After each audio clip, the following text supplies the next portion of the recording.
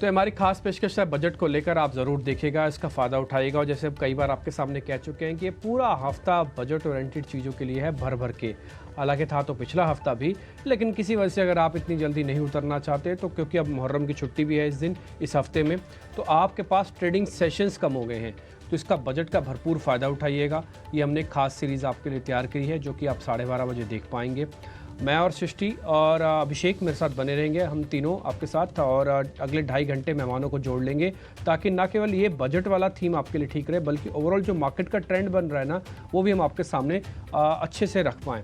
ना केवल वो डाटा ड्रिवन होगा, बल्कि उसके अंदर आपकी सेफ्टी और आपकी सिक्योरिटी को भी हम सबसे ऊपर रखते हैं ताकि कहीं भी आपका पैसा किसी भी लेवल्स पे ख़राब ना हो। तो डंके की चोट पर सारे मेहमान हमारे ट्रेड बताएंगे आज भी आपको, वो आज सिलसिला आज को भी जारी रखेंगे। लेकिन उससे पहले 4 विंडो में आप अहम ट्रिगर ज़रा देख लीजिएगा। उसके बाद हम सिलसिलेवार तरीके से स्टॉक्स इन न्यूज़, उसके बाद फिर अपडेट्स जो आए हैं अर्निंग्स के, साथ ही साथ ब्रोकिंग हाउसेस की रिपोर्ट्स, निफ्टी पे आपका आउटलुक, ये सब कुछ धीरे धीरे करके रखने शुरू करेंगे। पहला फिर से नए शिखर पर है, इसको जब तक ये टूटता नहीं था नए शिखर को फिक्स करके रखो, क्योंकि हर दिन ही नया शिखर है वहाँ पर।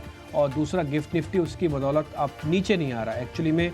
अब आप मेरे से बोलेंगे ग्लोबल मार्केट इकलौता रीज़न है, नहीं। अगर 5 रीज़न गिनवाऊंगा तो उसमें से भी ग्लोबल मार्केट एक बड़ा रीज़न है जिसकी वेटेज है, जिसकी वजह से बाजार नीचे नहीं आ रहा है। सारा क्रेडिट HDFC और रिलायंस को नहीं दिया जा सकता, उसमें ग्लोबल मार्केट्स भी एक है। दूसरा पॉइंट, जियो फाइनेंशियल के मिले जुले नंबर्स आए हैं, साथ ही एंजल वन के भी नतीजे अच्छे रहे हैं। कुछ एक कंपनीज के नंबर्स हमने विंडो उसके अंदर डाली है। एक खबर आपको पता है 16 तारीख को फंड जुटाने की खबर आ रही थी कि जी के अंदर एक खबर आ जाएगी, तो वो करीब 2000 करोड़ रुपए जुटा रही है और शेयरधारकों की अप्रूवल भी उसके पास आ चुकी है। हमने कल भी आपको नोटिस कराया था, परसों भी नोटिस करा रहे हैं कि यहाँ से एक वैल्यूएबल शेयर है। हमने बाकायदा चार्ट के जरिए भी आपको दिखाया था कल जी एंटरटेनमेंट का शेयर कि कैसे बेस बन चुका, अब तैयार हो जाइएगा, हो सकता है 200 के लेवल भी आ जाएं। और एक अच्छी इन्वेस्टमेंट कॉल थी, हाँ ये बात भी ध्यान रखिएगा, ये स्विंग के लिए नहीं है। Bajaj auto, L&T finance, century textile के नतीजे आज होंगे, ये भी हमने विंडो में डाल दिया है ताकि आप थोड़ा सचेत रहें कि किस किस के नंबर्स आज मोटे तौर पर आने जा रहे हैं।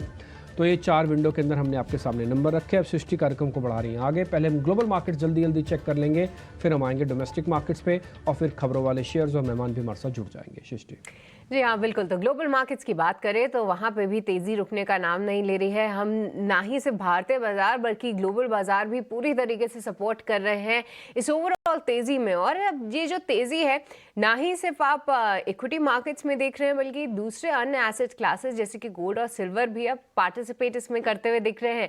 अभिषेक, आपसे विस्तार से समझना चाहेंगे क्या कुछ रहा बीते दिन ग्लोबल मार्केट्स का हाल और कमोडिटी से जुड़ा एक्शन क्या है। Good morning.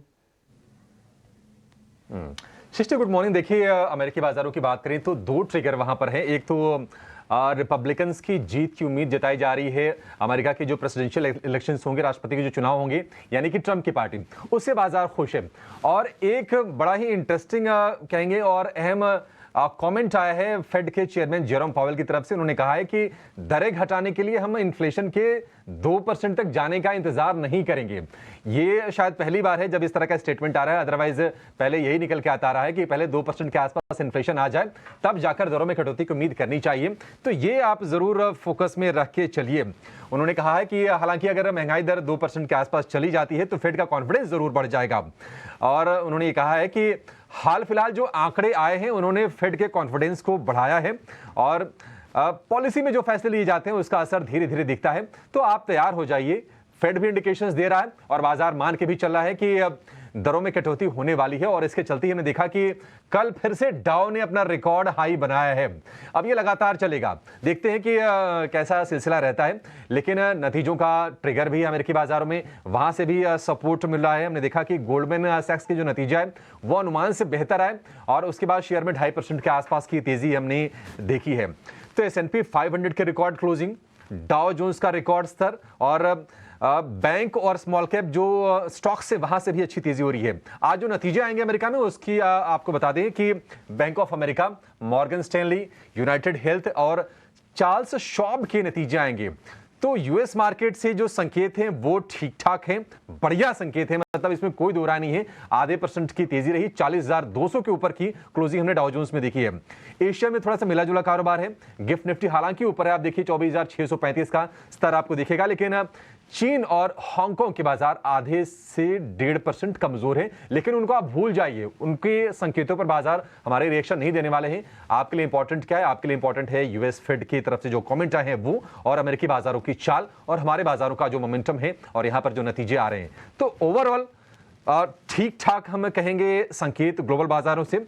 और एक और बढ़िया संकेत यह है कि क्रूड थोड़ा कमजोर और हुआ है। ब्रेंट क्रूड का भाव आ गया है $85 के नीचे, और सोना है 1 महीने के ऊपरी स्तर पर।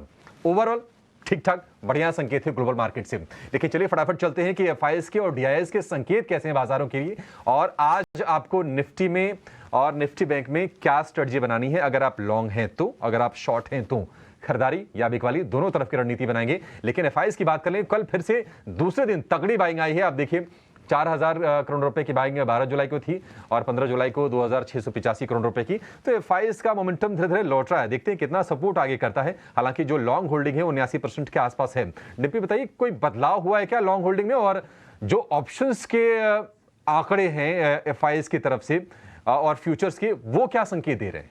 1% का बदलाव हुआ है और इस 79 से बढ़कर 80% हो गए हैं। देखिए ये 84 से टूटना शुरू हुए थे तो करीब 78 तक चले गए थे। 78 से पहले 79, 79 से 80, सिर्फ 2% बढ़े हैं जितना टूटे थे उससे, यानी कि करीब 6% टूटे, उसमें से 2% की रिकवरी हुई है। अच्छा, ये पॉइंट्स वैसे देखा जाए तो 1-2% कभी होते नहीं है, ये रेयर होता है, कम होता है। कभी 1% बढ़े, 2% बढ़े, ये तब होता है जब वो मैक्सिमम पे होते हैं तो मिनिमम पे होते हैं, तब ऐसे 1-2% चलता है। अदरवाइज नहीं तो ये 6-6, 7-7% के हिसाब से मूव करने वाले लोग हैं। ठीक, फिर भी मैं आपको बता देता हूँ, 80 से लेके 85% तक वाली जोन, जितनी भी जोन है ना आपकी, ये इनकी मैक्स जोन आप काउंट कर लो। अब मैक्सिमम का भी टॉप बनेगा तो 85 बनेगा। लास्ट टाइम भी 85 नहीं टूटा, आपको पता, उसके बाद वापस नीचे आए हम। तो हम ऑलरेडी 80 पे तो आ ही चुके हैं, यानी कि बजट से पहले जितना एफआईएस भर सकते हैं माल, मेरे हिसाब से उन्होंने भर रखा है। थोड़ा बहुत और लेंगे तो शायद 2-4% की और गुंजाइश है, तो कर लेंगे तो कर लेंगे। अदरवाइज एफआईएस बजट से पहले और आ जाएगा, इसके मेरे को थोड़ा डाउट है। इसलिए मैं बाज़ार के अंदर बहुत बड़े लेवल्स के साथ ट्रेड नहीं करना चाहता हूँ। मैं तो पिछले हफ्ते से आपको बता रहा हूँ, आप क्यों अपना इंडेक्स में टाइम वेस्ट कर रहे हो। इंडेक्स में टाइम वेस्ट मत करो, अपना जाओ स्टॉक्स ढूंढो, थेमेटिक काम करो, वहाँ पे बहुत बढ़िया बढ़िया काम हो रहा है। इंडेक्स के अंदर आप वही 200 पॉइंट ऊपर, वही 100 पॉइंट नीचे, वही 200 पॉइंट ऊपर, वही 100 पॉइंट नीचे, है ना, वैसे ही होगा। और आप देखो कि बैंक निफ्टी के अंदर भी हुआ, पहले 52,000 तोड़ा, वापस उसको हील कर रहे हैं।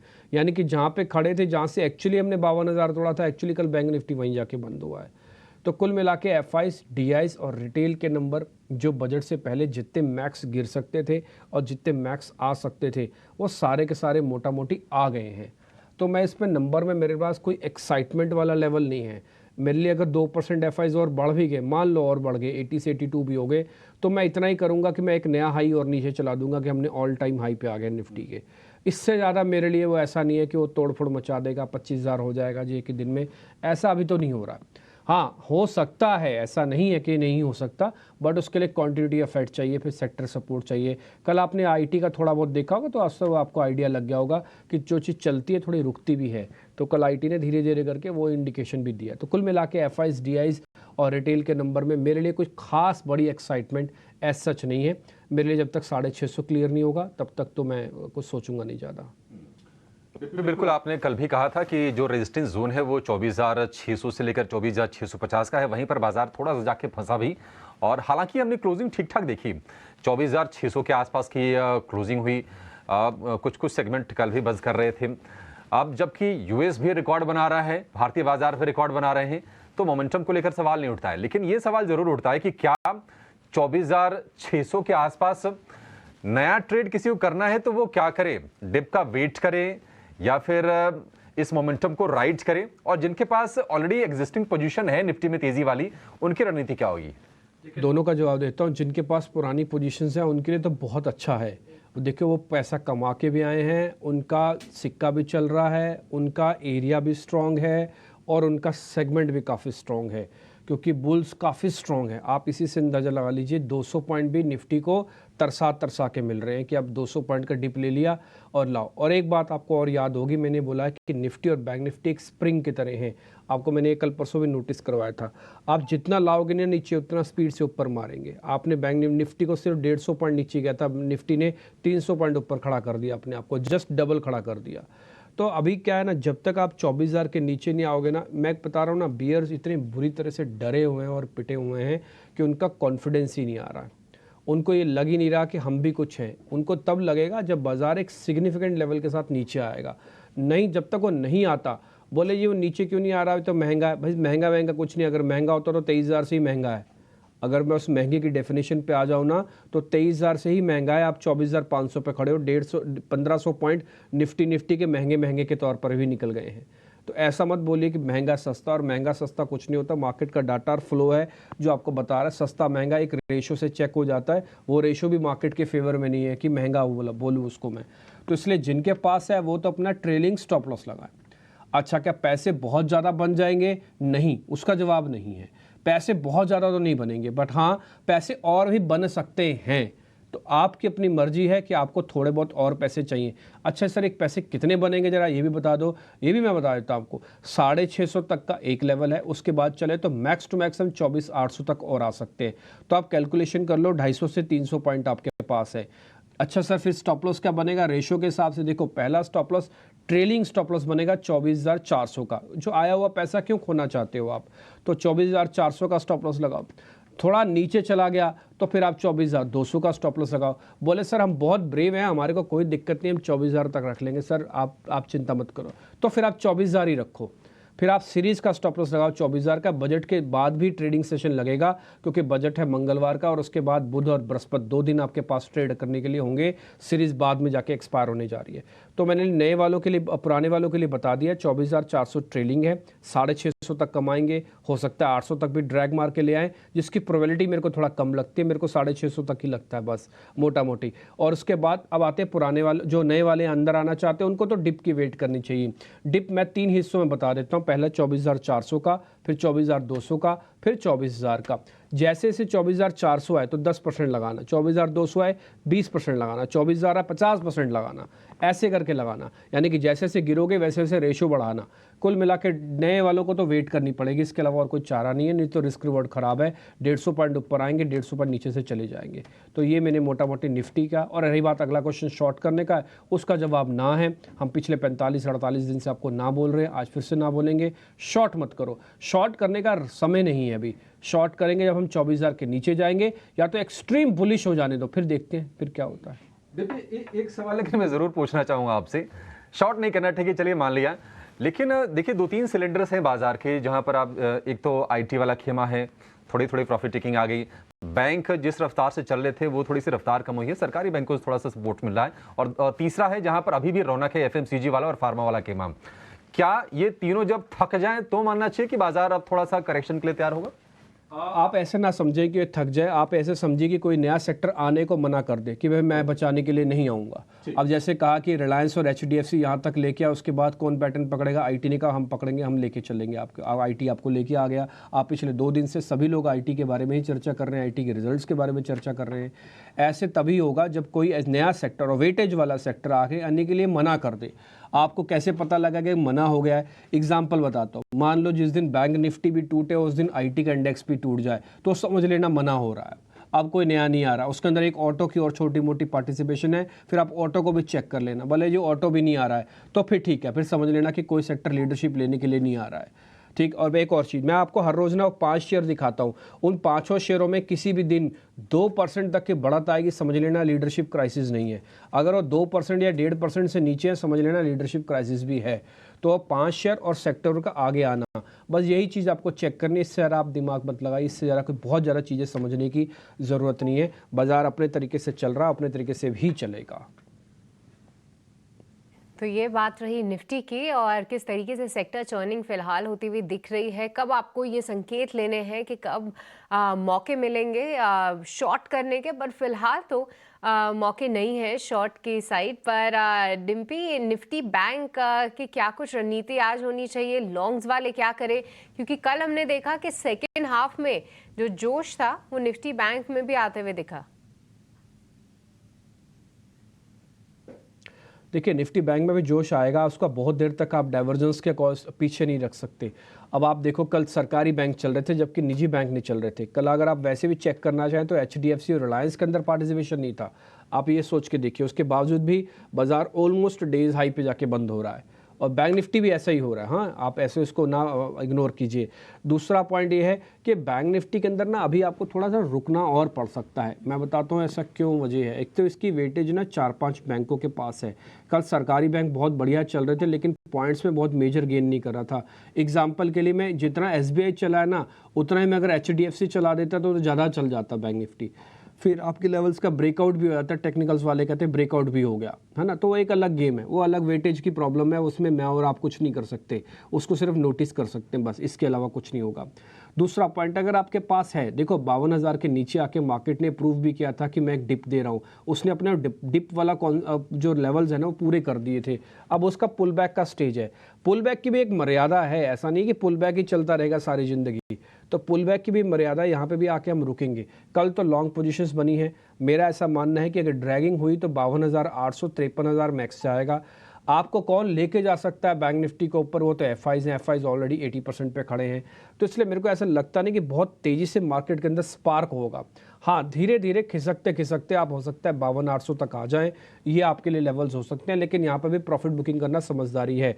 30% ज़रूर प्रॉफिट बुक करना चाहिए निफ्टी वालों को और बैंक निफ्टी वालों को। मैं वजह बता देता हूँ, आपको भरपूर मौके मिलेंगे ना। आपको क्या प्रॉब्लम है आपको 30% प्रॉफिट बुक करने? आपने बोला लक्ष्मी जी आ जाओ, लक्ष्मी जी आ तो गई। और कैसे चाहते हो लक्ष्मी जी आपके अकाउंट्स के अंदर 13% का एक रिटर्न, एक महीने के अंदर रिटर्न मिल रहा है, और कैसे रिटर्न मिले आपको? तो थोड़ा बहुत बुक करना भी समझदारी होता है मार्केट के अंदर, और कोई बड़ी बात नहीं इवेंट के बाद मार्केट के अंदर गिरावट आ जाए, इवेंट से जस्ट पहले आ जाए, तो टाइमली थोड़ा प्रॉफिट बुक कर लो आप, ठीक है। दूसरा पॉइंट, नए वाले लोगों को क्या करना चाहिए? बैंक निफ्टी में नए वाले लोगों को वेट करना चाहिए। 52,200 का आप लेवल का वेट करो, एंटर हो जाना, 52,000 का स्टॉप लॉस लगा लेना, 200 पॉइंट जाएंगे, फिर से आपके पास 52,800 तक का लेवल खुला हुआ है, तो 600 पॉइंट आ सकते हैं आपके पास। तो रेशो अच्छी रखना। मैं फिर से कह रहा हूँ, लेवल्स आएंगे और जाएंगे, आप वहीं खड़े रहो। आप बस का पीछा मत करो, गिर जाओगे। आप अपने स्टॉप पे खड़े रहो, एक बस छूट की दूसरी बस जरूर आएगी, थोड़ा लेट सवेर हो सकती है बट आएगी जरूर वो बस। तो इसलिए बस इतना ही एग्जांपल के जरिए मैं आपको बताना चाहता हूँ। बैंक निफ्टी, रही बात शॉर्ट करने की, शॉर्ट करना नहीं है। नए और पुराने वालों को दोनों को बता दिया, 30% प्रॉफिट बुक कर लो, थोड़ा बहुत अपने ट्रेलिंग स्टॉप लॉस लगा लो। ट्रेलिंग स्टॉप लॉस आप 52,200 तक का लगा सकते हो। किरण जानी, वैशाली पारिक, आयुष मेहता, सोनी पटनायक, आज मेरे साथ चारों बहुत ही दिग्गज मेहमान जुड़े हैं। इन सभी का बहुत बहुत स्वागत है आप सबका, और आप सबका बहुत बहुत शुक्रिया। आप अपना कीमती समय निकालते हैं हमारे लिए, और मैं इसके लिए ज़रूर आपका थैंक यू करना चाहूँगा। वैशाली, पहले मैं आपसे शुरू कर रहा हूँ, और मोटा मोटी आपने इंडाइसिस पे क्या सोचा? आपको भी लग रहा है कि बाजार ठीक है, स्ट्रॉन्ग हैंड्स में है, डिप को बाय भी कर रहा है, बट वो वाली बात नहीं है जो पहले हुआ करती थी जून के मंथ में, थोड़ा कैलकुलेटेड होके चल रहा है।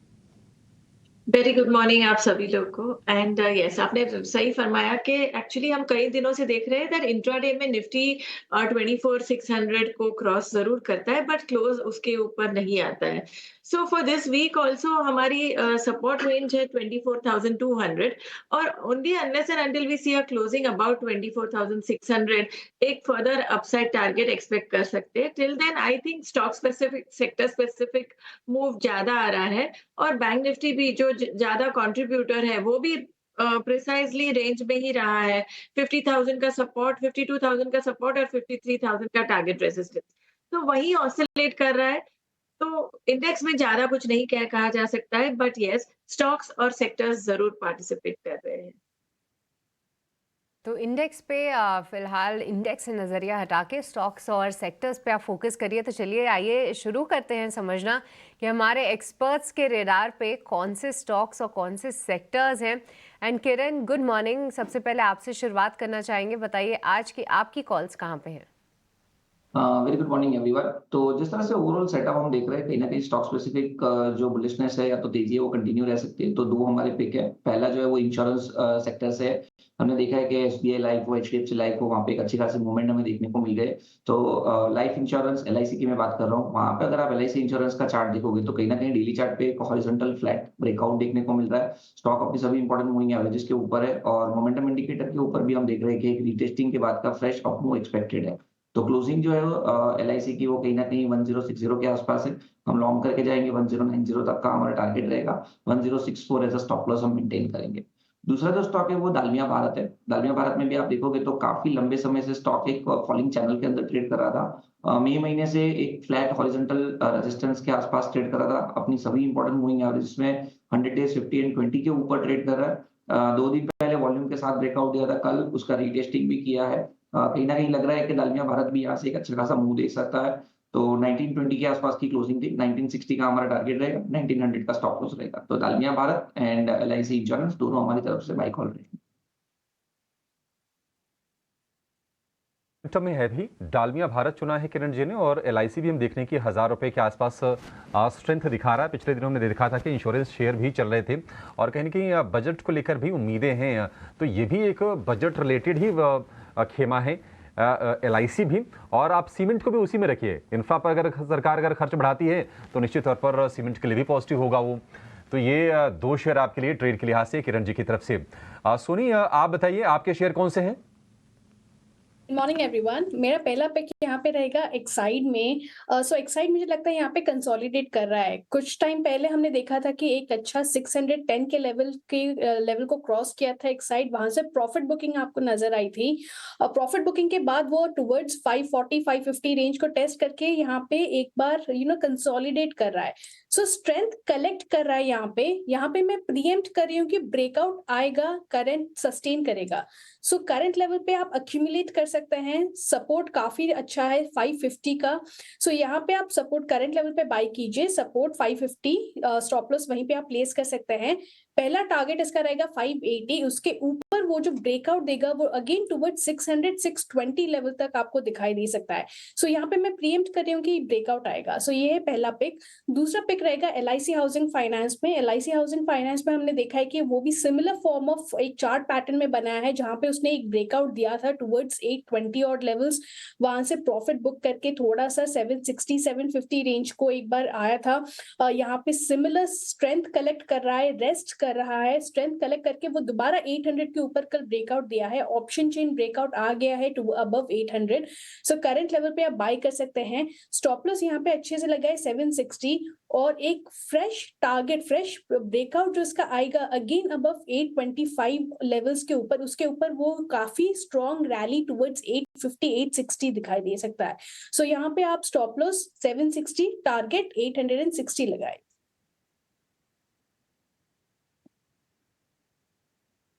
आपके दोनों शेयर हमने नोटिस कर लिए, एक तो आप एक्साइड कह रहे हैं, दूसरा एलआईसी हाउसिंग कह रहे हैं। दोनों के दोनों शेयर मेरे लिए नोटिस हो गए हैं।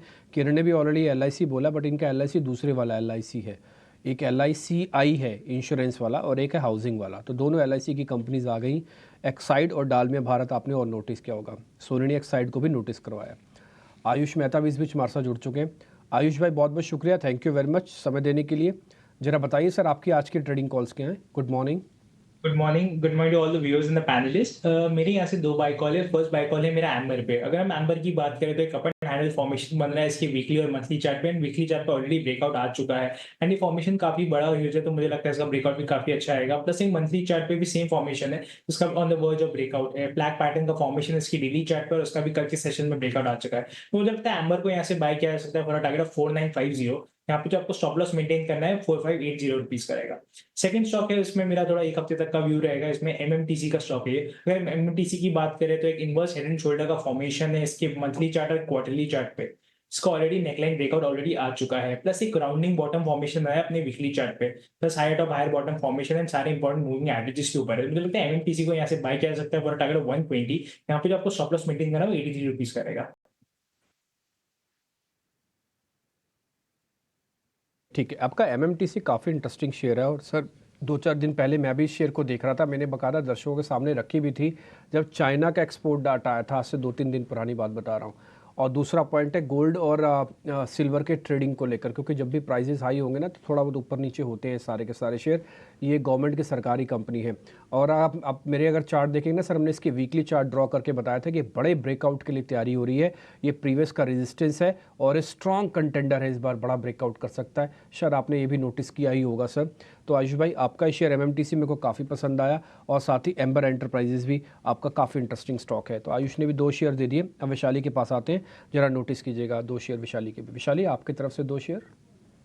सो येस्टरडे हमने देखा था कि पूरे टायर सेक्टर में एक अच्छी सी मूवमेंट आई थी, एंड सभी स्टॉक्स एक्चुअली कैश कैटेगरी में भी आप देखेंगे सीएट, जेके टायर्स मुझे सही लग रहे हैं, टेक्निकली वेरी वेल प्लेस्ड। लेकिन मैं फ्रंट लाइन में चूज कर रही हूँ अपोलो टायर्स। एक न्यू राउंड ऑफ मोमेंटम शुरू हुआ है, volume is also very good. एक अच्छा सा छोटा सा ब्रीफ कंसोलिडेशन के बाद एक दोबारा एक मोमेंटम शुरू हुआ है। तो मैं अपोलो टायर्स में बाय रेकमेंड करूंगी with a stop loss of 520।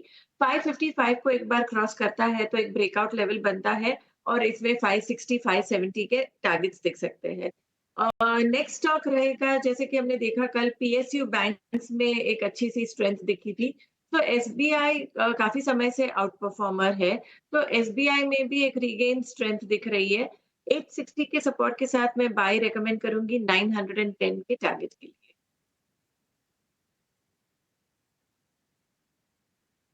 आपने एक एसबीआई भी बोला है, कल एसबीआई की अच्छी क्लोजिंग हुई है, बकायदा 2.5% ऊपर है। यही 2.5% कल अगर एचडीएफसी को मिल गए होते ना तो बैंक निफ्टी नए लेवल पे आ जाता, क्योंकि एसबीआई तो थोड़ी वेटेज कम रखता है। बट हाँ, ये शेयर लीडर के तौर पर साबित हुआ फिर से, और इसने भी कल अच्छा मोमेंटम दिखाया। आज फिर से चल सकता है। 9-10 का टारगेट दिया है वैशाली ने, और उनकी तरफ से एक अपोलो टायर भी है। अभी अभिषेक जी ने हमारे से एक सवाल पूछा था कि कैसे पता लगेगा कि बाजार के अंदर रुकावट आ रही है। उसका एक और तरीका भी है, आपके पैनल के जितने भी मेहमान हैं, अगर वो बाय देना धीरे धीरे कम कर दें, उसमें से एक सेल कॉल डालना शुरू कर दें, तो समझ लेना कि तब भी बाजार के अंदर गिरावट आने को है, या फिर थोड़ी बहुत प्रॉफिट बुकिंग होगी। ये एक और चेक करने का तरीका है। ये हमारे मेहमान है, काफ़ी लर्नड है, काफ़ी एजुकेटेड है, काफ़ी इंटेलिजेंट है, सारी चीज़ें बारीकी से नोटिस की हुई हैं, और इसमें से एक भी मेहमान ने आपको सेल कॉल नहीं दी। आप सारी की सारी मैं ट्रेडिंग कॉल्स आपकी स्क्रीन पर वापस से चलवा रहा हूँ, ताकि अगर आपसे कोई मिस हो गया हो, आगे पीछे आप देख रहे हो, तो आपको सब कुछ नोटिस हो जाए। तो ये एक और तरीका होता है, ये मेरा अपना है, आप अपना, सबका अपना अपना तरीका हो सकता है। मैं तो इस चीज़ से भी नोटिस करता हूँ कि मेहमानों की सोच कहाँ तक जा रही है। अगर वो सबके सब एक्सट्रीम बुलिश है और बढ़िया बढ़िया शेयर चुन चुन के आपको दे रहे हैं, तो आप देखिए ना, तो आपको एक डरने ज़रा घबराने की ज़रूरत नहीं है। एक और तरीका भी हो सकता है। ठीक है, बहुत बहुत शुक्रिया आप सभी मेहमानों का। इन सब ने अच्छे से आपने ट्रेड दिया। अभी आपसे हम कुछ और स्टॉक्स भी पता करेंगे, खबरों वाले शेयर्स भी आपके सामने लेके आते हैं, आप भी जरा देख लीजिएगा। मेरे साथ मेरे सहयोगी शरद जुड़ रहे हैं, अर्निंग्स और खबरों वाले शेयर्स दोनों हमको नोटिस करवाएंगे। पहले अर्निंग्स पे आते हैं, तो शरद पहले अर्निंग्स से शुरू करेंगे, किस किस के नंबर्स आ रहे हैं? जी बिल्कुल डिम्पी, सबसे पहले जियो फाइनेंशियल सर्विसेज की बात करें तो largely inline set of numbers आए हैं, लेकिन जो कमेंट्री है वो ज़्यादा इंपॉर्टेंट है। यहाँ पे जो है जेवी जो ब्लैक रॉक के साथ उन्होंने किया है, अब जो है उन्होंने कहा कि जो लीडरशिप है वो अब आइडेंटिफाई हो चुकी है, और कंपनी ने डिवाइस फाइनेंसिंग और लोन अगेंस्ट म्यूचुअल फंड्स भी लॉन्च कर दिया है। एंजल लोन के नतीजे बहुत स्ट्रॉन्ग आए हैं, और हमने देखा भी था कि जो जून क्वार्टर में जो एक्शन स्पेशली एफएनओ सेगमेंट में देखने मिला है, उसके कारण जो है ओवरऑल जो ब्रोकरेजेस इनकम, ट्रेडिंग इनकम, सब में एक अच्छी इंप्रूवमेंट आई है। क्लाइंट कस्टमर एडिशन भी अच्छा हुआ है। स्टायरेनिक्स परफॉर्मेंस की बात करें तो शानदार नतीजे आए हैं। नेट प्रॉफिट लगभग 90% बढ़ गया है। और डेयरी सेगमेंट में हत्सुन एग्रो, इस स्टॉक को ज़रूर रडार में रखिएगा, क्योंकि पहला डेयरी कंपनी जो अपने नंबर्स लेके आए हैं, और अब तो स्ट्रॉन्ग नंबर्स आए हैं। अब देखिए मार्जिन्स में क्या अच्छा इंप्रूवमेंट आया, लगभग 300 बेसिस पॉइंट्स का ईयर ऑन ईयर बेसिस पे मार्जिन्स इंप्रूव की है। याद रखिए मिल्क प्रोडक्ट प्राइसेस और प्रोक्योरमेंट प्राइसेस अब स्टेबल हो चुके हैं। डिमांड में भी अभी भी अच्छी स्ट्रेंथ है, और वैल्यू एडेड प्रोडक्ट जो होते हैं डेयरी सेगमेंट में, वहाँ पे भी ओवरऑल मार्केट उसको प्रीमियम वैल्यूएशन दे रहा है। स्पाइसजेट की बात करें तो जो फोर्थ क्वार्टर के नंबर्स हैं वो थोड़े से स्ट्रॉन्ग साइड में आए हैं। ऑफकोर्स उन्होंने 2 अपडेट्स दिया था, एक दिया था Q3 का, तो Q3 लार्जली वीक था, लेकिन Q4 में अच्छे नतीजे आए हैं। स्पेशली प्रॉफिट के आंकड़े की भी मैं बात कर लेता हूँ।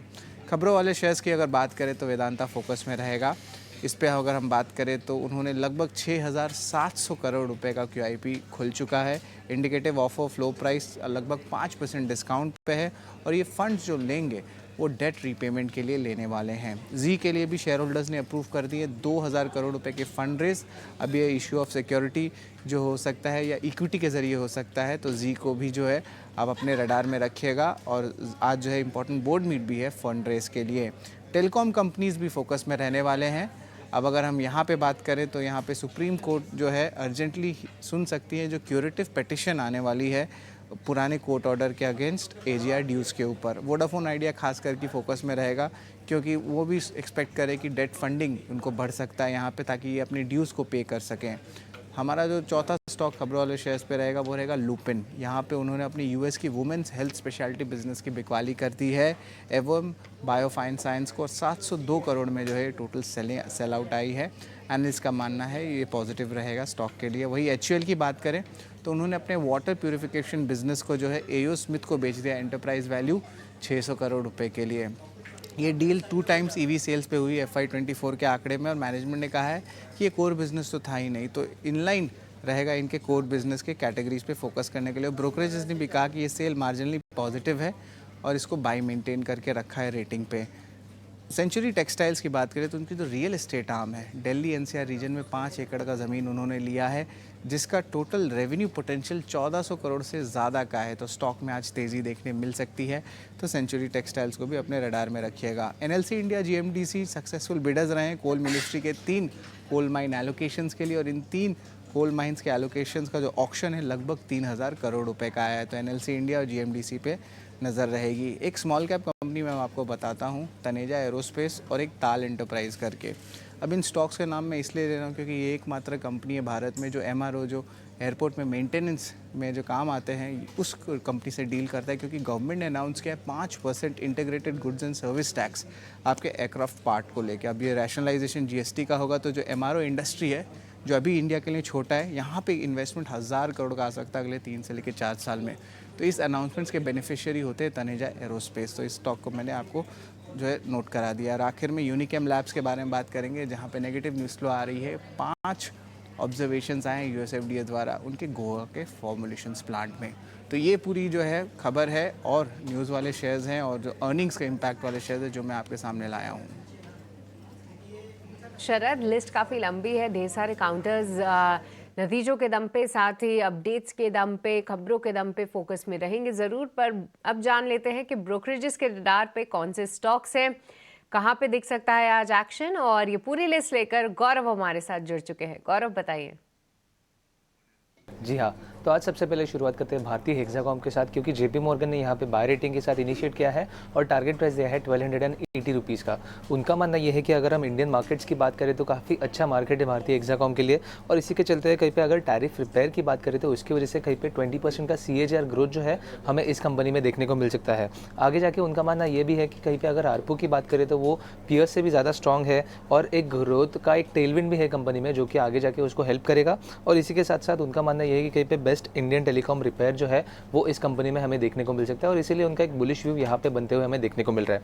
अगली बात करते हैं वोडाफोन आइडिया की, जहाँ पे सिटी ने बाय रेटिंग बरकरार रखते हुए टारगेट प्राइस जो है वो 23 रुपीज़ का दिया है। और इसका मेन रीज़न ये है कि जो AGR का केस चल रहा है, इसके ऊपर कंपनी ने जो है सुप्रीम कोर्ट को पहले ही अप्रोच कर दिया है, और इनका मानना यह है कि कहीं पे अगर फेवरेबल आउटकम निकला तो कहीं पे कंपनी को 30,000 to 35,000 करोड़ का एक बेनिफिट देखने को मिल सकता है। अगर हम मैनेजमेंट की माने तो उनका मानना यह है कि कहीं पे गवर्नमेंट का सपोर्ट उनको मिलेगा, और इसी के चलते हुए एक बुलिश व्यू सिटी की तरफ से वोडाफोन आइडिया पे बनते हुए हमें देखने को मिल रहा है।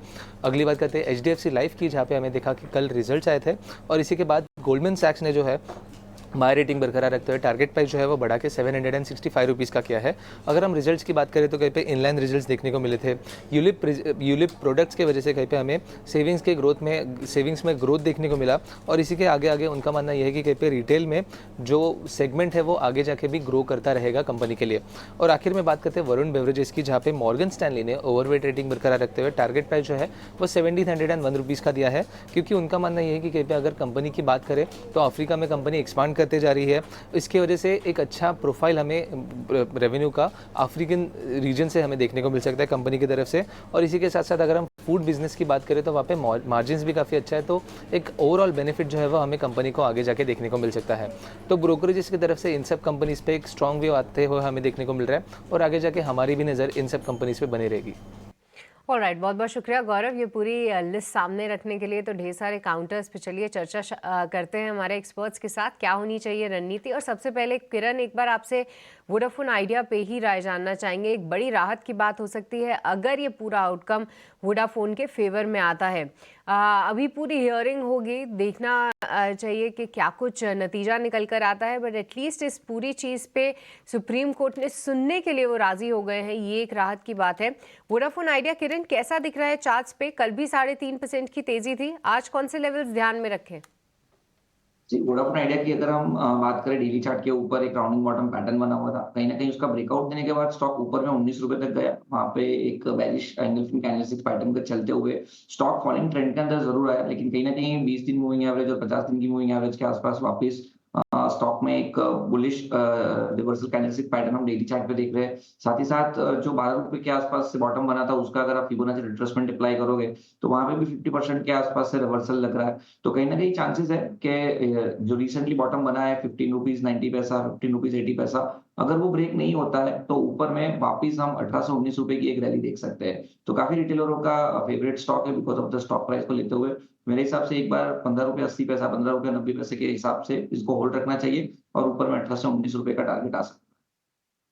ठीक है, तो ₹15.80 या 90 पैसे का एक स्टॉप लॉस बनाएं, या फिर एटलीस्ट अगर इन लेवल्स को होल्ड करें तो फिर से 18-19 के लेवल्स वापस से वोडाफोन आइडिया दिखा सकता है। इस पे रहेगी नज़र। पर एक और काउंटर जिस पे हमने कल भी चर्चा की थी, उस पे हम बात करेंगे। पर आइए उससे पहले जो टेलीकॉम को लेकर पूरी खबर आ रही है, आज क्यों टेलीकॉम काउंटर्स फोकस में रहेंगे ये समझ लेते हैं। और हमारे कलीग सौमित सरकार जुड़ चुके हैं, आइए उनसे समझते हैं क्या कुछ खबरें हैं टेलीकॉम स्पेस को लेकर।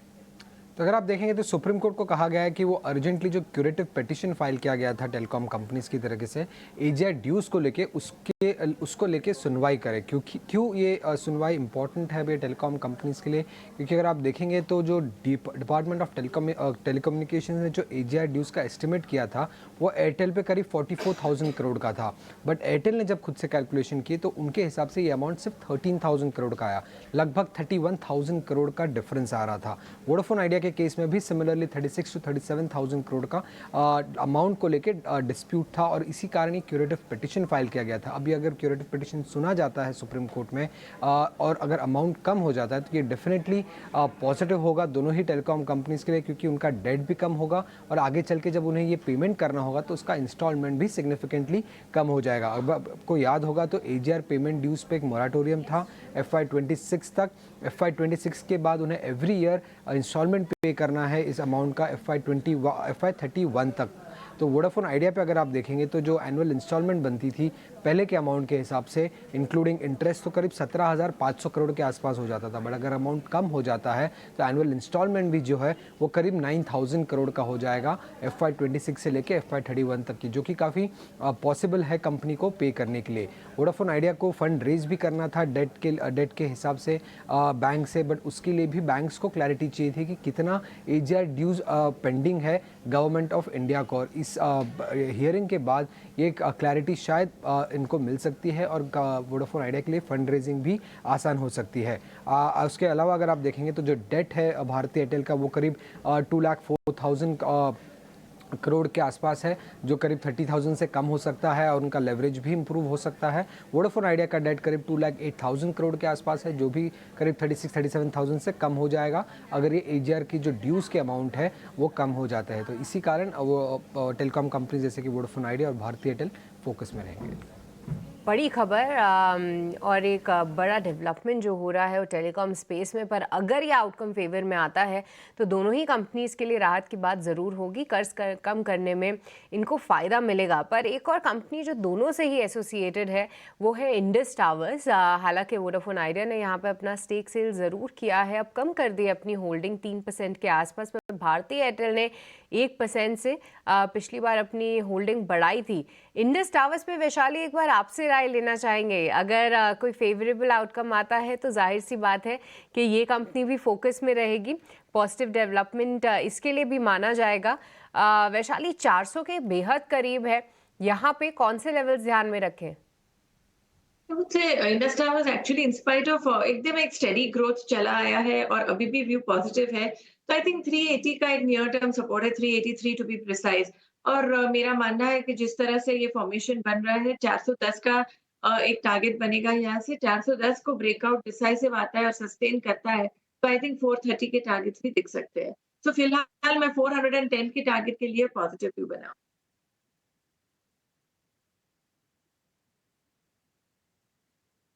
इंडस टावर को लेकर ये व्यू, लेकिन एक और एक्सपर्ट हमारे साथ जुड़ गए हैं वेंचुरा सिक्योरिटीज के विनीत बुलंजकर, उनके पास आएंगे। विनीत जी बहुत शुक्रिया आपका। लेकिन एक बार ना जी पर जरा व्यू चाहेंगे। और व्यू दीजिए सोनी आप, क्योंकि ये खबर तो पहले आ गई थी कि नहीं 2000 करोड़ रुपए का फंड रेज करेंगे, उसको शेयर होल्डर ने अप्रूव कर दिया है। ईयर टू डेट अगर देखेंगे इस साल तो करीब करीब 40% शेयर गिरा है, हालांकि लोअर लेवल से थोड़ी थोड़ी रिकवरी हो रही है। आप ये बताइए कि क्या जी में इस लेवल से कुछ मौके खोजने चाहिए, क्योंकि खबर थोड़ी सी पॉजिटिव है ये। डेफिनेटली पॉजिटिव है और काफी अच्छी तरह से स्टॉक ने अपना बॉटम आउट होके जब भी सबसे पेसिमिस्टिक न्यूज आया था उससे काफी ऊपर ही है। तो हमें लगता है कि ये लेवल से जिस तरह से मार्केट चल रही है यहाँ से गिरने की उम्मीद बहुत कम है, इसलिए हमें लगता है कि इसमें टैक्टिकल तेजी हो सकती है और आप शॉर्ट टर्म के लिए इसमें खरीद कर सकते हैं। शॉर्ट टर्म के लिए इसमें बाइंग कर सकते हैं। वेदांता पर सोनी आपसे व्यू चाहेंगे, क्योंकि उनका जो QIP है 8,500 करोड़ रुपए का वो किक ऑफ हो गया है। इसके अलावा जो फ्लोर प्राइस है वो भी आ गया है 461 रुपए का। वेदांता आप बताइए कि आपको कैसा लग रहा है ये शेयर इस भाव पर, क्योंकि कहीं ना कहीं एक डेट वाला जो कंसर्न था वो इससे कुछ हद तक दूर होगा। बाकी हालांकि जो नतीजे आए थे वहां पर थोड़ी कमजोरी जरूर थी, लेकिन आपको टेक्निकली कैसा लग रहा है ये? अभिषेक जी, वेदांता यहाँ पे 10-20 EMA कोइंसाइड करते हुए उसको क्रॉस करने की कोशिश कर रहा है। सो एनी मूव अगर 460-62 को दोबारा आज क्रॉस कर पाता है तो एक अपसाइड टुवर्ड्स 480 नजर आएगा और यहाँ पे सपोर्ट काफी स्ट्रॉन्ग है 440। सो एक रिस्क के हिसाब से यहाँ पे लॉन्ग पोजीशंस ले सकते हैं 440 स्टॉप लॉस के साथ और 480 टारगेट। 480 का टारगेट होगा वेदांता के लिए।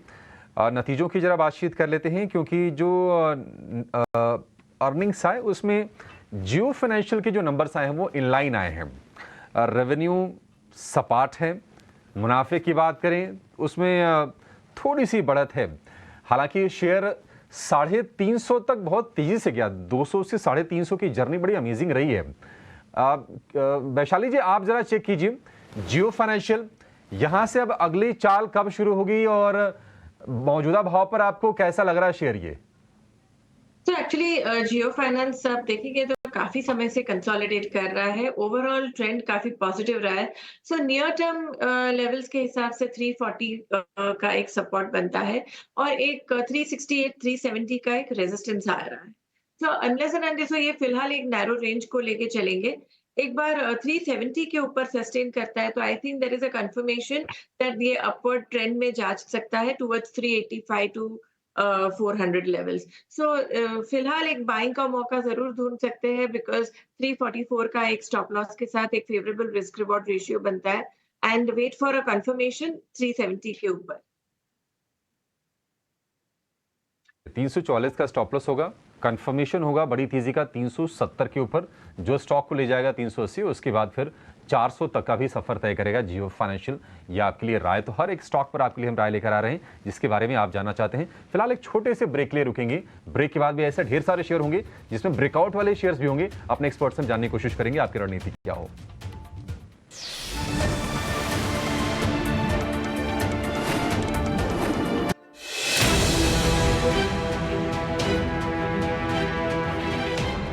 बजट पर कॉर्पोरेट के महारथी, बजट पर बाजार के महारथी, बजट पर दिग्गज पॉलिसी मेकर्स, बजट पर सरकार के बड़े मंत्री, बजट पर दिग्गज राजनेता, बजट पर जाने माने इकोनॉमिस्ट, सब कुछ मिलेगा सिर्फ स्वदेश पर।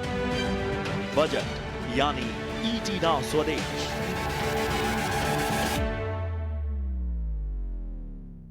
फोन पे गर्व से पेश करता है शेयर मार्केट। 31 जुलाई तक डीमैट अकाउंट खोलें और 31 दिसंबर तक पाएं zero brokerage F&O and intraday equity delivery wealth basket पर और अकाउंट खोलने का जीरो फी। शेयर मार्केट डाउनलोड करें और निवेश शुरू करें। प्रतिभूति बाजार में निवेश बाजार जोखिमों के अधीन है। योजना संबंधी सभी दस्तावेजों को सावधानी से पढ़ें।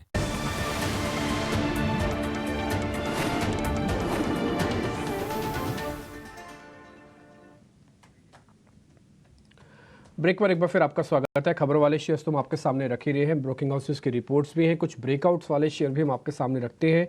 वो इस वजह से क्योंकि ये ट्रेंडिंग स्टॉक्स होते हैं और जल्दी जल्दी पैसा बना के आपको फ्री भी कर सकते हैं। उसमें से कुछ बजट वाली थीम और मैंने ब्रेकआउट दोनों का कॉम्बिनेशन ढूंढने की कोशिश की है। मैंने निकाले थे 4-5 शेयर, बट सिर्फ 2 ही शेयर फाइनल कर पाया जो मैं आपके सामने रखना चाहूँगा। पहला एक शेयर है एवरेस्ट कांटो सिलेंडर्स। इसके लिए मैं आयुष मेहता को चुनता हूँ। आयुष भाई एक बार जरा EKC डालना, एवरेस्ट कांटो सिलेंडर्स के नाम से जुड़ी हुई कंपनी है। एक बार जरा मेरे चार्ट भी दिखाना जो मैंने आपके लिए ड्रॉ किए हुए हैं।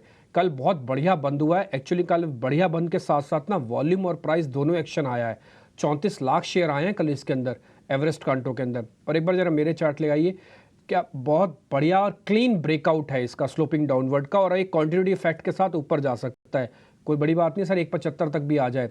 एक बार जरा आप चेक करेंगे, नीचे वॉल्यूम पार्ट है और ऊपर प्राइस एक्शन है सर। डेफिनेटली एवरेज EKC की अगर हम यहाँ पे बात करते हैं, इसमें एक वॉल्यूम के साथ कल के सेशन में ब्रेकआउट आया, प्लस पॉजिटिव एवरेज क्रॉसओवर्स भी हम इसमें देख रहे हैं कल के सेशन में ही।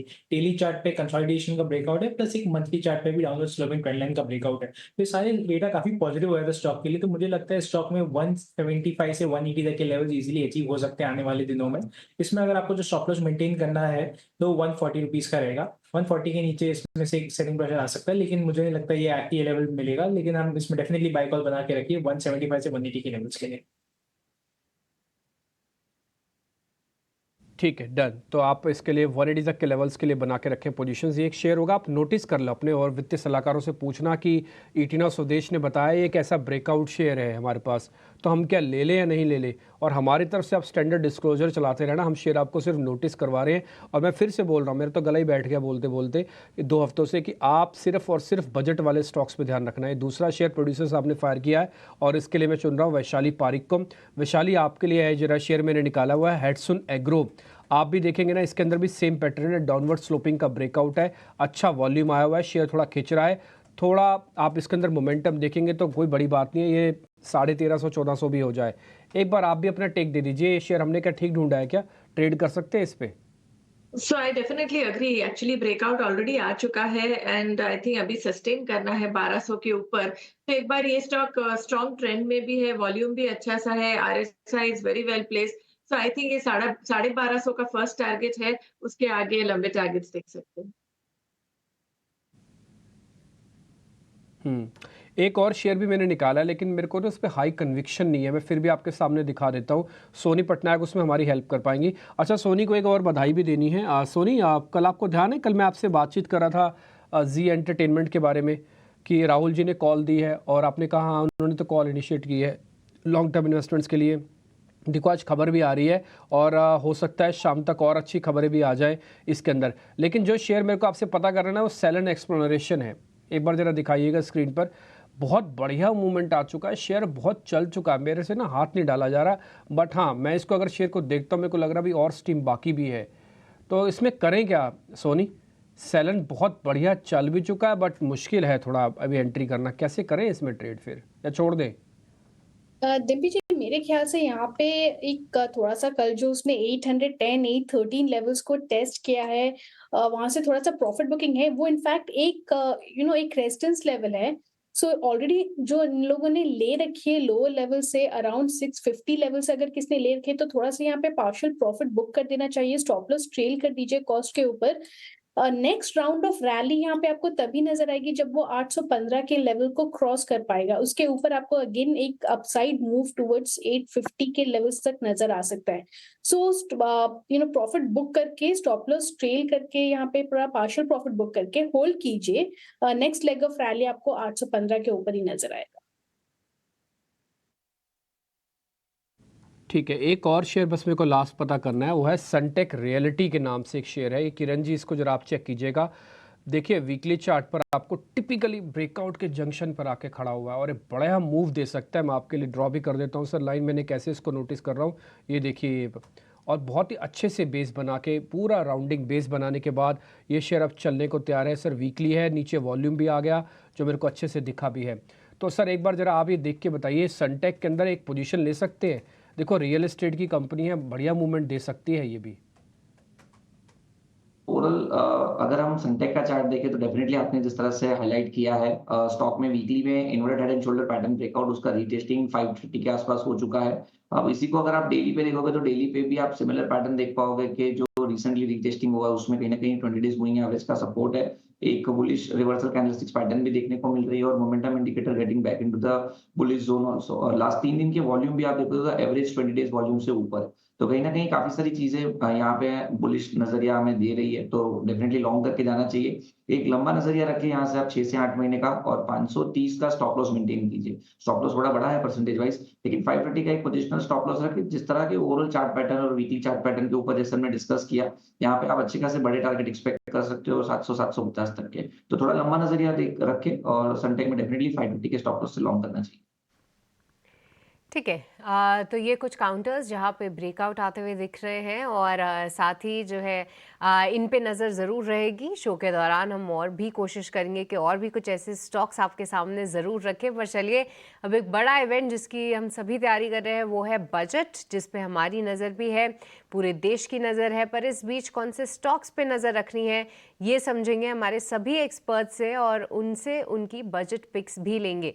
एक एक करके अपने सभी एक्सपर्ट से उनकी कॉल्स लेते हैं। वैशाली, आपसे शुरू करना चाहेंगे, बजट के लिहाज से कौन से स्टॉक आपके फोकस लिस्ट में है? सो एक्चुअली हम काफी समय से रेल स्टॉक्स, डिफेंस स्टॉक्स सभी देते आए हैं, even power stocks, but now अभी आई थिंक जो स्टॉक नहीं चला है फिलहाल, अभी भी एक अपसाइड पोटेंशियल है, वो है SJVN। 153 का करंट रेट है, सो 145 के सपोर्ट के साथ मैं ये रेकमेंड करूंगी। आई थिंक 175 180 के टारगेट्स दिख सकते हैं। सो फिलहाल एक 170 का टारगेट देखेंगे, उसके आगे वी कैन हैव अ रीलॉक। ठीक है, तो SJVN यहाँ पे आपको रखनी है नज़र पर। सोनी, अब आपसे समझना चाहेंगे बजट के लिहाज से कौन सा स्टॉक आपके फोकस लिस्ट में है? सृष्टि जी, यहाँ पे मेरा फोकस रहेगा LIC हाउसिंग फाइनेंस, जो कि जस्ट वाइल हमने डिस्कस की है। रैशनली यहाँ पे सेम ही है, बहुत स्ट्रॉन्ग ब्रेकआउट आ रहा है दोबारा। ऑलरेडी जैसे एक्सप्लेन किया कि 816 लेवल से वो एक बार नीचे आके थोड़ा रेस्ट कर रहा है, वहां से अच्छे सपोर्ट 750 760 सपोर्ट से स्ट्रेंथ कलेक्ट करके दोबारा यहाँ पे एक ब्रेकआउट आया है 800 के ऊपर। सो कंटिन्यू कीजिए, इसी लेवल पे आप अक्यूमुलेट कीजिए। स्टॉप लॉस लगाए 760 का, जो ब्रेकआउट आएगा अगेन अबव 820, उसके ऊपर आपको डायरेक्टली 850 860 लेवल्स नजर आ सकते हैं। So risk reward ratio wise भी काफी फेवरेबल है। करंट लेवल से 790 ये रेंज रहेगा आपका स्टॉक को अक्यूमुलेट करने के लिए।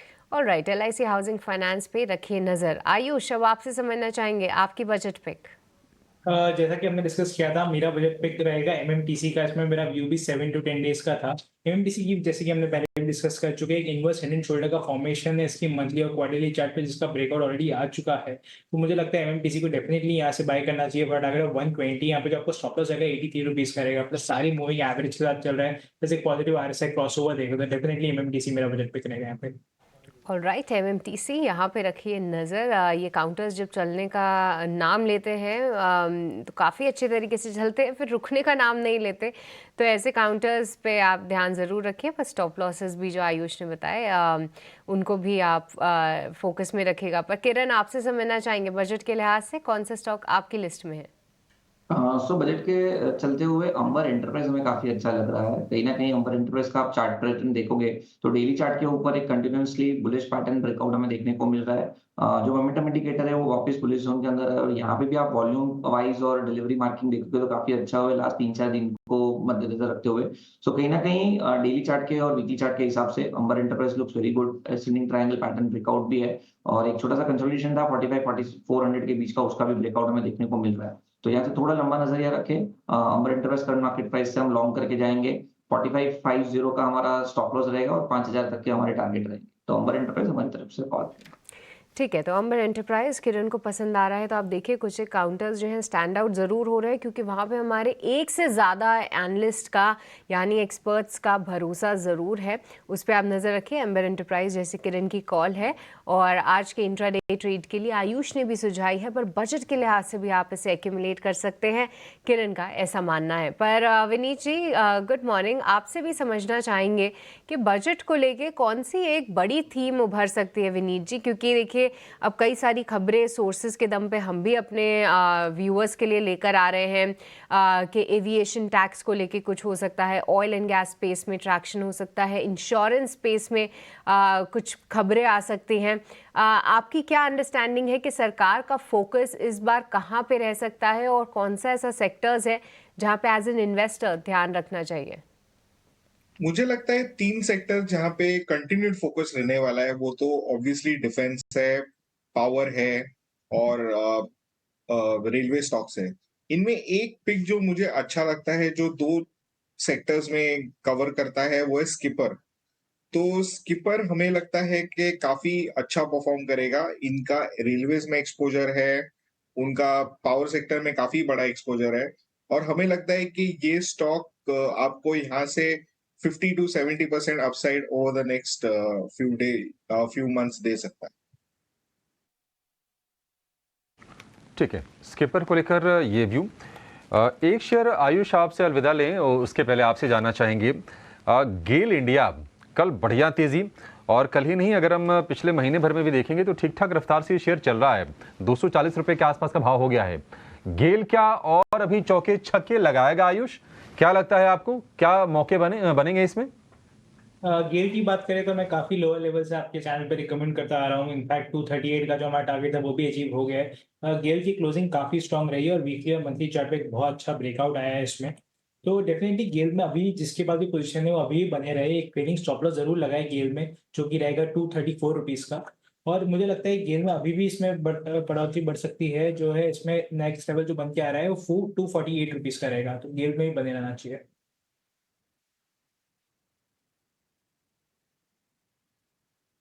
आयुष, बहुत शुक्रिया आपका समय देने के लिए और आज अपने शेयर बताने के लिए और तमाम स्टॉक्स पर अपना व्यू साझा करने के लिए।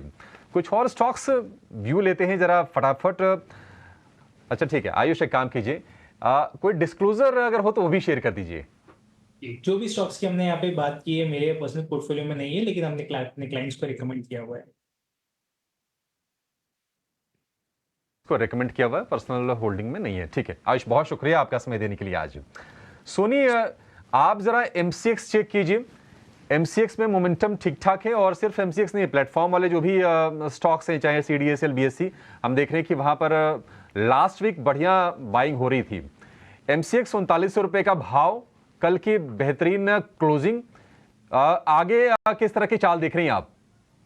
अभिषेक जी, एमसीएक्स में कल हमारा ऑफिशियल रिकमेंडेशन था और टारगेट था टुवर्ड्स 3900 3950 के रेंज में। तो कल ऑलमोस्ट उसी लेवल को टेस्ट भी किया है, 3936 का एक हाई बनाते हुए। बट कल का क्लोजिंग देखते हुए नजर आ रहा है कि यहाँ पे अपसाइड और भी पेंडिंग है। सो एनीवे टुवर्ड्स 4000 4050 के रेंज को एक बार टेस्ट कर सकता है। करंट लेवल से भी आप बाई कर सकते हैं। काफी अच्छा एक कल हमने देखा है कि शॉर्ट कवरिंग दिया है, वॉल्यूम्स काफी स्ट्रॉन्ग है, आरएसआई में पॉजिटिव डाइवर्जेंस आ गया है और यहाँ पे हम 1020 ईएमए को भी उसने क्रॉस किया है। सो करंट लेवल से आप बाई कर सकते हैं। 3840 यहाँ पे स्टॉप लॉस रखिए, ऑलरेडी जो कल से ले रखे हैं स्टॉप लॉस ट्रेल कर दीजिए सेम लेवल 3840 पे, और एक्सटेंडेड टारगेट 4000 4040 के लिए यहाँ पे होल्ड कर सकते हैं। ठीक है, एमसीएक्स को लेकर ये व्यू 3.5% ऊपर ही बंद हुआ। विनीत जी, आपसे जरा स्पाइसजेट को लेकर व्यू चाहेंगे सर। कल डिलेड फाइनेंशियल के एंटिसिपेशन हमने देखा था कि शेयर चला था, नतीजे आए हैं इसके खराब, मुझे तो खराब दिख रहे हैं। प्रॉफिट 110 करोड़ था जो कि अब हो गया घाटा 300 करोड़ रुपए का। तो ये निश्चित तौर पर आज ये रिवर्स हो जाएगा जो भी कल की तेजी है। आपको ये कंपनी कैसी लग रही है सर, और क्या ये बेहतर होगा कि जो भी अगर पोर्टफोलियो में किसी को रखना ही है अगर एविएशन का स्टॉक, बिना दिमाग लगाए इंटरग्लोब में स्विच कर जाएं?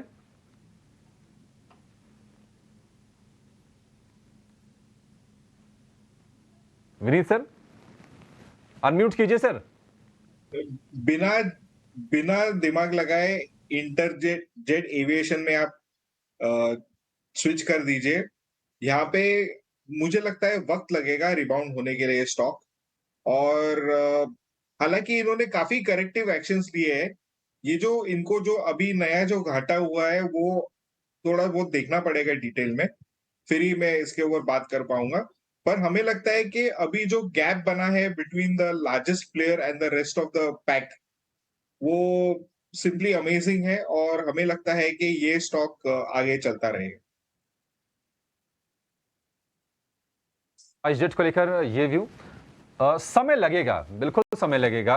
करेक्टिव एक्शंस लिए हैं लेकिन स्थिति काफी नाजुक रही है इस कंपनी की। वैशाली, आप जरा अपोलो टायर पर व्यू दीजिए, और टायर में अगर आपको कोई दूसरा स्टॉक भी अच्छा लग रहा हो ना अपोलो टायर के मुकाबले, तो वो भी आप हाईलाइट करवा सकते हैं, जैसे सीएट हो, बालकृष्ण हो। अपोलो पर दरअसल मॉर्गन स्टैनली की रिपोर्ट है, इक्वल वेट की रेटिंग है, और लक्ष्य हालांकि है 472 रुपए का ही। 543 का तो भाव सामने दिख रहा है। क्या करना है अपोलो टायर में, और अगर टायर स्पेस में कहीं और आपको ऑप्शंस बढ़िया दिख रहे हैं तो वो भी आप हाईलाइट कीजिए। एक्चुअली मैंने अपोलो टायर्स आज रेकमेंड भी किया है। 555 का एक ब्रेकआउट लेवल रहेगा, उसके ऊपर सस्टेन करता है तो नए टारगेट्स दिख सकते हैं 570 की टुवर्ड्स। और इसके अलावा आप कैश कैटेगरी में देखेंगे सीएट टायर्स या JK tyres, technically very well place. तो सबसे पहले मैं सीएट टायर्स की बात करूंगी। फिलहाल 2622 का रेट चल रहा है, और कल हमने जैसे देखा वॉल्यूम पिकअप है एंड हायर बॉटम फॉर्मेशन भी बन रहा है technically. So I would say that yes, फिलहाल ये सपोर्ट है इसका 2600 लेवल्स पे, और एक बार ये क्रॉस करता है 2850 को तो ये 3000 के लेवल्स भी दिख सकते हैं। और उसी अनुसार आप देखेंगे जेके टायर्स ऑल्सो सिमिलर पैटर्न, काफी एक ट्रेंड में आ चुका है। एक छोटा सा consolidation at around 445 levels, 450 levels के कंसोलिडेशन के बाद एक नया पिकअप शुरू हुआ है। इंडिकेटर्स भी फेवरेबल है, वॉल्यूम भी कल एक्सेप्शनली हाई था, और मुझे लग रहा है ये फर्स्ट टारगेट 550 का आप लेके चलिए, और 450 के सपोर्ट के साथ ये अक्यूमुलेट करिए। मुझे लग रहा है ये ओवरऑल टायर सेक्टर में अच्छा सा पिकअप आ रहा है, तो ये सभी में ध्यान देना चाहिए। ठीक है मैम, बहुत बहुत शुक्रिया, थैंक यू वेरी मच। आज आपके दोनों शेयर्स में नोटिस करके रखूंगा। एक तो आपने एसबीआई दिया, दूसरा अपोलो टायर्स, कुछ और स्टॉक्स पे भी आपने राय दी। विशाली, कोई स्टैंडर्ड डिस्क्लोजर आपकी तरफ से? हो सकता है ये काफी स्टॉक्स हमने आज डिस्कस किए हैं, मैंने क्लाइंट्स को भी रेकमेंड किए हैं इसमें से, but like always follow strict discipline जो हम लेवल्स देते हैं, और अपने फाइनेंशियल एडवाइजर्स की जरूर सलाह लीजिए। ये मेरा डिस्क्लोजर है। ठीक है विशाली, बहुत बहुत शुक्रिया, थैंक यू वेरी मच। आज आपने हमारे लिए टाइम निकाला, अच्छे स्टॉक्स दिए, और हमारे जो पूछे गए शेयर्स हैं उसके भी जवाब दिए। बहुत बहुत शुक्रिया, थैंक यू वेरी मच। एक और मेहमान भी मेरे साथ जुड़ रहे हैं, चंदन तापड़िया, उनसे जरा करते हैं बातचीत। चंदन वो मेहमान है जिन्होंने कहा था कि 24 में 24,000 ज़रूर देखोगे। हमने तो मिड में ही देख लिया 24 का 24,000, अब हम 25,000 की तरफ भी बढ़ रहे थे। खैर, आगे वही आपको बताएंगे कि क्या उनकी रणनीति है, क्या उनकी सोच है। चंदन जी, बहुत बहुत शुक्रिया, थैंक यू वेरी मच समय देने के लिए। जरा बताइए सर, आपके स्टॉक्स कौन से हैं, और आपकी कोई रीडिंग है मार्केट की तो वो भी जल्दी से बता दीजिएगा फिर। बिल्कुल डिम्पी, बहुत बहुत धन्यवाद। और बिल्कुल 24,000 प्लस तक के टारगेट थे और मार्केट ने काफी कम समय में उस टारगेट को अचीव किया। अब हमारा मानना है कि 24,000 के ऊपर मार्केट टिका हुआ रहेगा, और ऊपर में 25,000 से लेके 25,500 तक का रनअप बन सकता है। इमीडिएट बेसिस पे देखें तो जब तक 24,250, 300 के ऊपर होल्ड करता है, बाय ऑन डिक्लाइन के साथ अपनी पॉजिटिव स्टेंस को कंटिन्यू रखें। स्टॉक स्पेसिफिक हम बात करें तो पहला ट्रेड हमारा रहेगा गेल इंडिया। गेल में काफी अच्छा पॉजिटिव सेटअप देखने को मिल रहा है, और in fact most of the oil and gas, energy, power companies में हमारा पॉजिटिव व्यू है, चाहे गेल की बात करें या फिर एनटीपीसी, ओएनजीसी, पेट्रोनेट, एमजीएल, सब में पॉजिटिव व्यू है। तो गेल पे खरीदारी की हम सलाह दे रहे हैं। 232 का सपोर्ट है, ऊपर में लगभग 248, 250 तक के टारगेट बनने चाहिए। बाजार की हम जब बात कर रहे हैं तो आगे आने वाले 4-5 दिन थोड़े से वोलेटाइल हो सकते हैं, बट बेस मार्केट का और बायस मार्केट का इंटेक्ट रहना चाहिए। 23 को बजट है, उसके चलते जो विक्स अभी 14 का एक बार से 17-18 तक चली जाए तो उसके चलते थोड़े स्विंग बन सकते हैं, बट बायस पॉजिटिव रहेगा, और सिलेक्टिव सेक्टर और स्टॉक्स में फोकस करना चाहिए। ठीक है सर, डन, आपने पॉइंट नोटिस करवा दिया। अच्छा सर, आपके ट्रेड के अंदर गेल है, गेल इंडिया, आप इस पे हैं बुलिश ना? बिल्कुल, गेल पे बुलिश है, और 248 से 250 तक के टारगेट हमें यहाँ पे लग रहे हैं। ठीक है सर, डन, नोटिस कर लिया, और आपके मार्केट को लेकर व्यू पॉइंट भी ले लिया। आपने जो विक्स वाला पॉइंट बताया ना सर, एग्जैक्टली मेरे मन में भी यही था कि एक बार 15 पार होगा तो 17-18 तक भी जा सकता है, जिससे मार्केट के अंदर हल्का करेक्शन आ सकता है। देखते हैं क्या होता है। अभी तो विक्स 15 के जस्ट नीचे 14 समथिंग पे आके रुका हुआ है, लेकिन आपने नोटिस करवाया, ये अच्छी बात है। गेल, साथ ही आपकी लिस्ट में SBI भी है, वो भी हम दर्शकों को दिखा देते हैं। 910 का टारगेट सर SBI भी रिकमेंडेशन दे रहे हैं और उनका स्टॉप लॉस है 865 का। तो 2 शेयर हो गए चंदन की तरफ से भी। एक काम करते हैं, नवरत्न शेयर अवेट कर रहे हैं आपके, 9 बज चुके हैं। फटाफट से 9 के 9 शेयर वो समझ लीजिए जो आज के मोमेंटो वाले शेयर होंगे, फिर हम आगे बढ़ेंगे। और शरद मेरे साथ जुड़ रहे हैं। शरद जी बताइए। जी बिल्कुल, सबसे पहले हैट्सन एग्रो फोकस में रहेगा। शानदार नतीजे जो है जून क्वार्टर में देखने मिले हैं और अगर मार्जिन्स की बात करें तो लगभग 300 basis points year on basis पे बढ़ोतरी देखने मिली। और हमने पहले ही ET Now स्वदेश में बताया था कि डेयरी सेगमेंट में जो है ओवरऑल जो मिल्क की प्रोक्योरमेंट प्राइसेस है वो अब स्टेबल हो गई है और आते हुए जो है फेस्टिवल सीजन भी आ रहा है, तो एनालिस्ट कम्युनिटी बहुत बुलिश है, स्पेशली जो वैल्यू एडेड प्रोडक्ट्स होती है उसको लेके तो डेयरी सेक्टर के लिए एक बुलिश नज़रिया भी है। वेदांता ने लगभग 6,700 करोड़ रुपए का QIP लॉन्च कर दिया है, जो इंडिकेटिव ऑफर फ्लो प्राइस है वो 440 रुपये का है, यानी कि 4.6% डिस्काउंट पे आ रहा है। जो फंड्स रहेंगे ये डेट रिडक्शन के लिए यूज़ होंगे। हमारा तीसरा ग्रुप ऑफ स्टॉक्स रहेगा टेलीकॉम स्टॉक्स, और यहाँ पे जो है सुप्रीम कोर्ट जो है अर्जेंटली क्यूरेटिव पिटिशन आज हियर कर सकती है जो पुराने कोर्ट ऑर्डर को लेके है रिगार्डिंग AGR ड्यूज़ को लेके। And of course street estimate कर रहा है कि वोडाफोन आइडिया भी जो है डेट फंडिंग के बारे में रेस करने की सोच रहे हैं ताकि वो अपनी AGR ड्यूज़ को कम्प्लीटली पे ऑफ कर सके या रिड्यूस कर सकें। लुपिन के लिए भी पॉजिटिव न्यूज़ है, US में उनकी वुमेंस हेल्थ की स्पेशलिटी बिजनेस को बेचने वाले हैं एवोफेम बायोसाइंस को। कुल वैल्यू लगभग 702 करोड़ रुपए का है और एवो बायोसाइंस एक US बेस्ड बायोफार्मा कंपनी है। HUL का भी एक इंपॉर्टेंट न्यूज़ फ्लो है जहाँ पे वो अपनी water purification business AO Smith को बेचेंगे, जिसका एंटरप्राइज वैल्यू आता है 600 करोड़ रुपए। डील हुआ है 2 टाइम्स EV सेल्स FY24 के नंबर्स में और मैनेजमेंट ने कहा है कि ये एक नॉन कोर एसेट है, तो इसलिए उन्होंने बिकवाली की है। And of course channel check से पता चल रहा है कि एक डिस्काउंट में हुई है इंडस्ट्री मल्टीपल के साथ। हालांकि नुवामा में कहा है कि सेल मार्जिनली पॉजिटिव है कंपनी के लिए और अपना मेंटेन बाई रेटिंग रखा है। सेंचुरी टेक्सटाइल्स की रियल एस्टेट आर्म 5 एकड़ ज़मीन खरीदे हैं दिल्ली के NCR रीजन में और यहाँ पे डेवलपमेंट पोटेंशियल का जो रेवेन्यू आएगा वो 1400 करोड़ उससे ज़्यादा आ सकता है। एक स्मॉल कैप कंपनी मैं आपको बताता हूँ जो है तनेजा एरोस्पेस और ताल एंटरप्राइजेस। इन दोनों स्टॉक्स का नाम मैंने इसलिए लिया है क्योंकि गवर्नमेंट ने इम्प्लीमेंट कर दिया है एक यूनिफॉर्म परसेंटेज 5% का integrated goods and services tax aircraft parts को लेके, और गवर्नमेंट का बुलिश नज़रिया है आपका रिपेयर और मेंटेनेंस का जो पार्ट्स होता है एयर स्पेस में, उसके कारण जो है आज स्टॉक में तेज़ी भी देखने मिल सकती है। हमारा 8वां स्टॉक यूनिकेम लैब्स, यहाँ पे जो है नेगेटिव न्यूज़ फ्लो है। लगभग 5 ऑब्जर्वेशंस आए US FDA द्वारा उनके गोवा के फॉर्मुलेशंस प्लांट में, और हम जो है इस बार बिग बोल्ड ब्रोकरेज हमारा आखिरी स्टॉक रहेगा क्योंकि हमारी जो खबर है जनरली अब बजट वाले खबर हम ला रहे हैं थोड़े दिनों में बजट तक, तो आज का हमारा आखिरी स्टॉक जो है बिग बोल्ड ब्रोकरेज वो है आपका भारती हेक्साकॉम। JP मॉर्गन की रिपोर्ट है, इनिशिएट किया ओवरवेट के साथ, टारगेट प्राइस है 1280 रुपीज़ पर शेयर का। टैरिफ जो ग्रोथ हो रही है, टैरिफ अनाउंसमेंट्स आ रही है, उसके कारण 20% CAGR की ग्रोथ का अनुमान है कंपनी का आगे जाते हुए। और याद रखिए कंपनी डिविडेंड भी दे रही है क्योंकि डिलीवरेज हो रहे धीरे धीरे। और इंटरेस्टिंगली JP मॉर्गन कहते हैं कि ये सबसे बेस्ट प्ले है भारत में अगर आप टेलीकॉम रिपेयर का थीम पकड़े तो ये 9 अहम स्टॉक्स है जो डेफिनेटली आपके आज रडार में होने चाहिए। शरद, ये पूरी लिस्ट रखने के लिए तो 9 काउंटर्स जहाँ पे रहेगी नज़र पर कुछ काउंटर्स पिक करें तो किरण एक बार वरुण बेवरेजेस पे क्विकली आपसे लेवल्स जानने हैं क्योंकि आज यहाँ पे मोतीलाल ओसवाल की रिपोर्ट आई है, पॉजिटिव रिपोर्ट है, कमेंट्री भी काफ़ी अच्छी है। कल एक अच्छी तेज़ी देखने को मिली, आज कौन से लेवल्स ध्यान में रखें? अगर हम बात करें तो ओवरऑल जिस तरह से चार्ट पैटर्न हमें देखने को मिल रही है डेली चार्ट के ऊपर कंसोलिडेशन पैटर्न जरूर ब्रेकआउट किया हुआ है, 20 दिन की मूविंग एवरेज का भी सपोर्ट है, तो मेरे हिसाब से लॉन्ग करके जाना चाहिए। और 1600 रुपए का एक स्ट्रिक्ट स्टॉप लॉस रखें, तो 1600 का लेवल ब्रेक नहीं होता है तो ऊपर में 1600 से 1690 तक आ सकते हैं।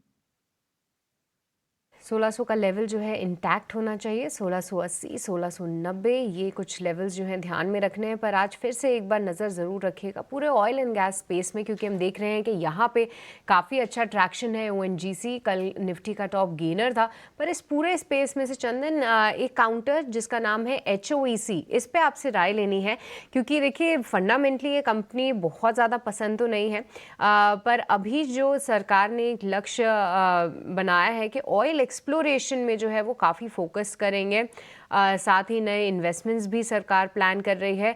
पर HOEC क्योंकि एक ये प्लेयर है पूरे एक्सप्लोरेशन साइड में कैसे दिख रहा है चार्ट्स पे? कई समय बाद इसने 210 220 के लेवल्स जो हैं तोड़े हैं, पर कितना भरोसा करें?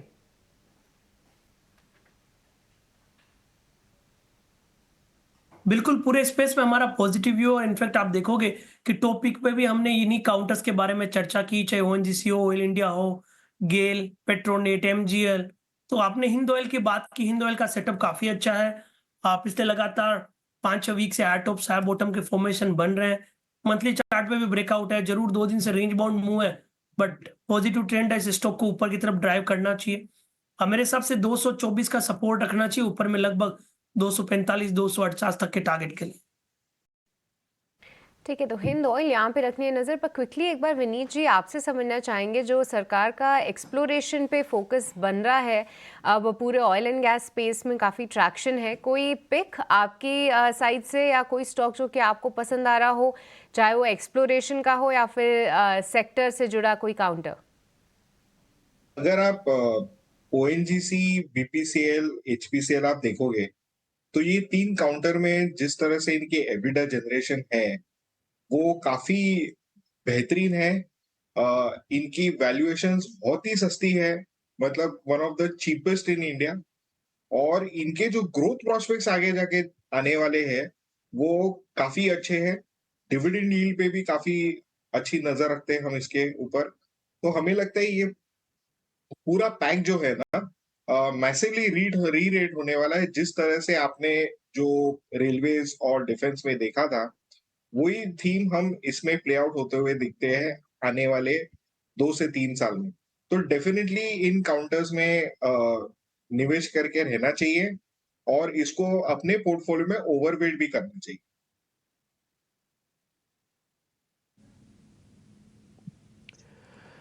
ठीक है जी, खैर ये ब्रेकआउट शेयर है। वैसे तो मैं आपको बता दूं ओएनजीसी है 300 का लेवल पार हुआ था आज से 3 दिन पहले। अगर कोई चार्ट चेक करना चाहे तो बिल्कुल चेक कर सकता है। 302 का लेवल था 3 दिन पहले, आज होगा 323 रुपये का। अमूमन इस शेयर के बारे में बोला जाता है चलता नहीं है, लेकिन विंडफॉल टैक्स बढ़ने के बावजूद भी शेयर चल रहा है। आप सोच के देखो, और 1 रुपया ऊपर है। इसलिए बताता हूँ जो थेमेटिक शेयर है ना, जो बजट से थीम से कनेक्टेड, अच्छे से कनेक्टेड है, उन सबके दिन चल रहे हैं आप अच्छे। आप उसको मिस मत करो इंडेक्स के चक्कर में। इंडेक्स क्या, इंडेक्स तो यही रेंज पे रहेगा। जरा दिखाइए निफ्टी कितने पे फ्रीज़ हुआ, आपकी स्क्रीन पर आ जाएगा। और जरा नोटिस कीजिएगा बैंक निफ्टी को, तो निफ्टी फ्रीज़ हुआ है करीब 29 पॉइंट ऊपर, बैंक निफ्टी सिर्फ 10 पॉइंट ऊपर है। ठीक है, तो पॉइंट्स के लिहाज से कोई बहुत बड़ा लेवल्स नहीं है। एथिकली आप गिफ्ट निफ्टी के अंदर भी वैसा ही कुछ देख पा रहे थे, तो लेवल के हिसाब से तो कुछ है नहीं। HDFC और रिलायंस इंडस्ट्रीज दोनों के अंदर लाल निशान के साथ ओपनिंग होगी, तो ये दोनों भी नोटिस करने वाले शेयर हैं। ठीक है, और इसके अलावा मेरे को ना आज IT का रियल टेस्ट करना है। एक्चुअली में IT 2 दिन से तो ठीक था, SCL टेक और TCS के नंबर्स के बदौलत। क्या एक कॉन्टिन्यूटी इफेक्ट लाएगा? अगर ये नहीं लाएगा ना तो बाजार को थोड़ा नीचे की तरफ भी धकेलेगा। ये खुद बनेगा नीचे की तरफ धकेलने वाला।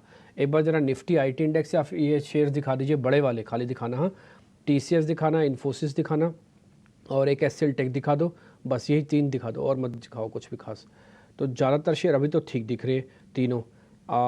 एक बार ज़रा SCL टेक दिखाइए प्लीज़। SCL टेक है सिर्फ लाल निशान में। ठीक है, कल ये थोड़ा वीक हो गया था। भाई ये 3 शेयर मेरे को और चेक करना है। थीम बेस्ड आप काम करो, आपको बहुत अच्छा मिलेगा। आज मेरे को लग रहा है वापस से शुगर स्टॉक्स थोड़े एक्टिव हो सकते हैं। ये 2-3 दिन के हॉल्ट के बाद फिर से चलते हैं, तो इनकी हॉल्टिंग मेरे को लग रहा है पूरी हो गई, तो शुगर स्टॉक आज फिर से नोटिस में होंगे।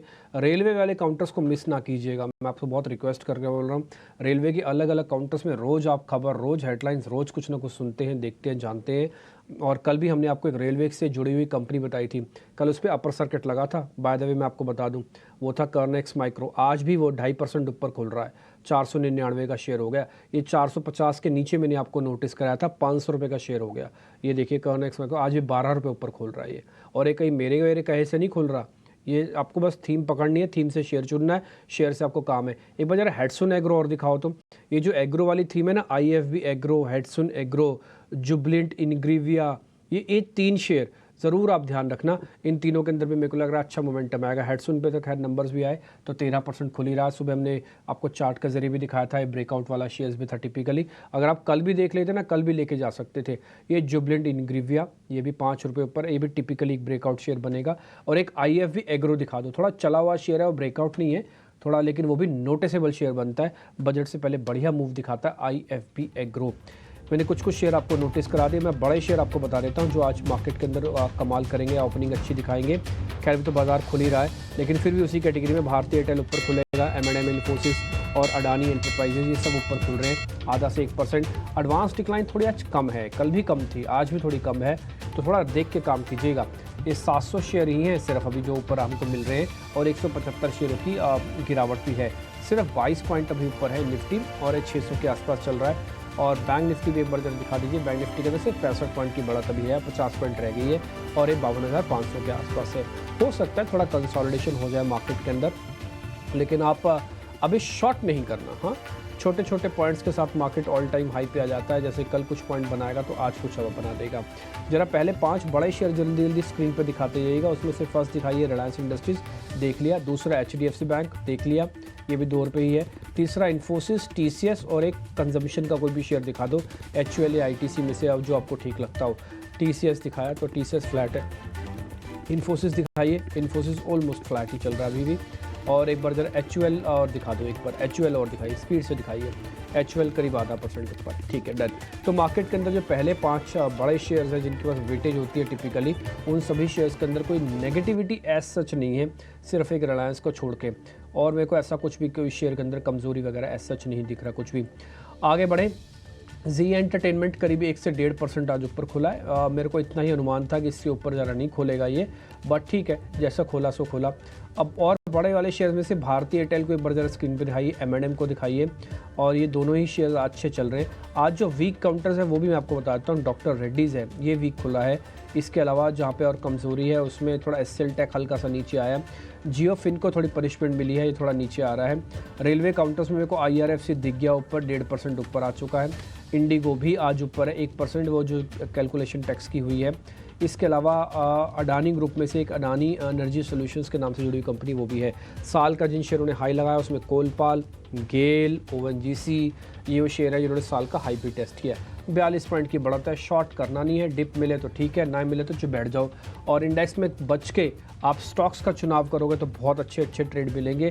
ट्रस्ट मी, आपको बहुत मज़ा आएगा मार्केट के अंदर अगर आप ट्रेड कर रहे हैं तो ये कुछ एक मार्केट की ओपनिंग था। हीट मैप एक बार जरा दिखा दीजिए। 1600 शेयर इस समय एडवांसेस के साथ आ चुके हैं। इंडिया विक्स इस समय ऑलमोस्ट फ्लैट ही है, सिर्फ उसके अंदर 0.35% तक की बढ़त है, कुछ ज़्यादा नहीं। 15 एक बार पार होगा तो फिर काम आएगा। कॉनेक्स पे फिर से ऑलमोस्ट अपर सर्किट लगने को है, 508 रुपये का हो गया। यस, वो लग ही रहा है ऑलमोस्ट सर्किट। तो ये कुछ शेयर्स हम आपको बैक टू बैक नोटिस करवा रहे हैं, तो आप ध्यान दीजिएगा। ये हीट मैप आपकी स्क्रीन पर डॉक्टर रेड्डीज़ के अंदर कमज़ोरी है, ज़्यादातर शेयर आपको दिख रहे हैं। इसमें आप रिलायंस मिसिंग देखेंगे, इसमें आप HDFC मिसिंग देखेंगे, इसमें L&T मिसिंग देखेंगे।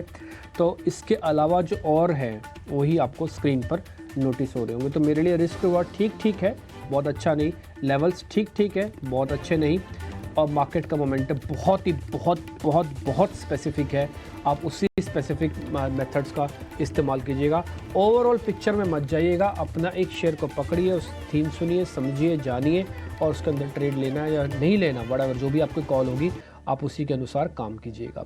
अब जरा छोटे मझोले शेयर्स के अंदर क्या हो रहा है वो आपको बताएंगे। अच्छा, शुगर वाले काउंटर्स भी आज नोटिस करवा देता हूँ आपको फिर से।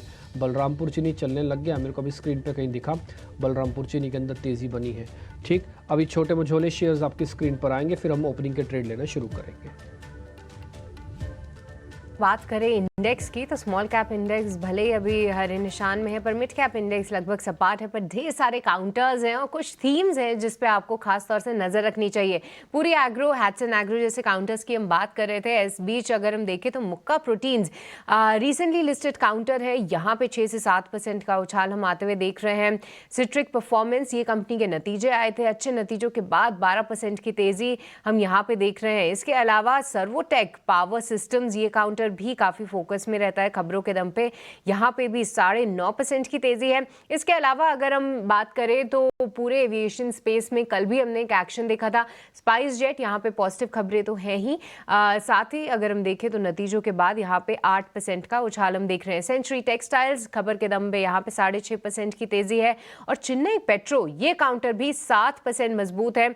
अब ध्यान रखिए कि कई सारी जो मोमेंटम है इस पूरे स्पेस में हम आपके लिए हाईलाइट करें कि पूरे ऑयल एंड गैस स्पेस में किस तरीके से हम ट्रैक्शन देख रहे हैं। MTNL यहाँ पे भी 5.5% की तेजी है, बट एक बहुत ज़्यादा वॉलेटाइल काउंटर है खबरों के दम पे।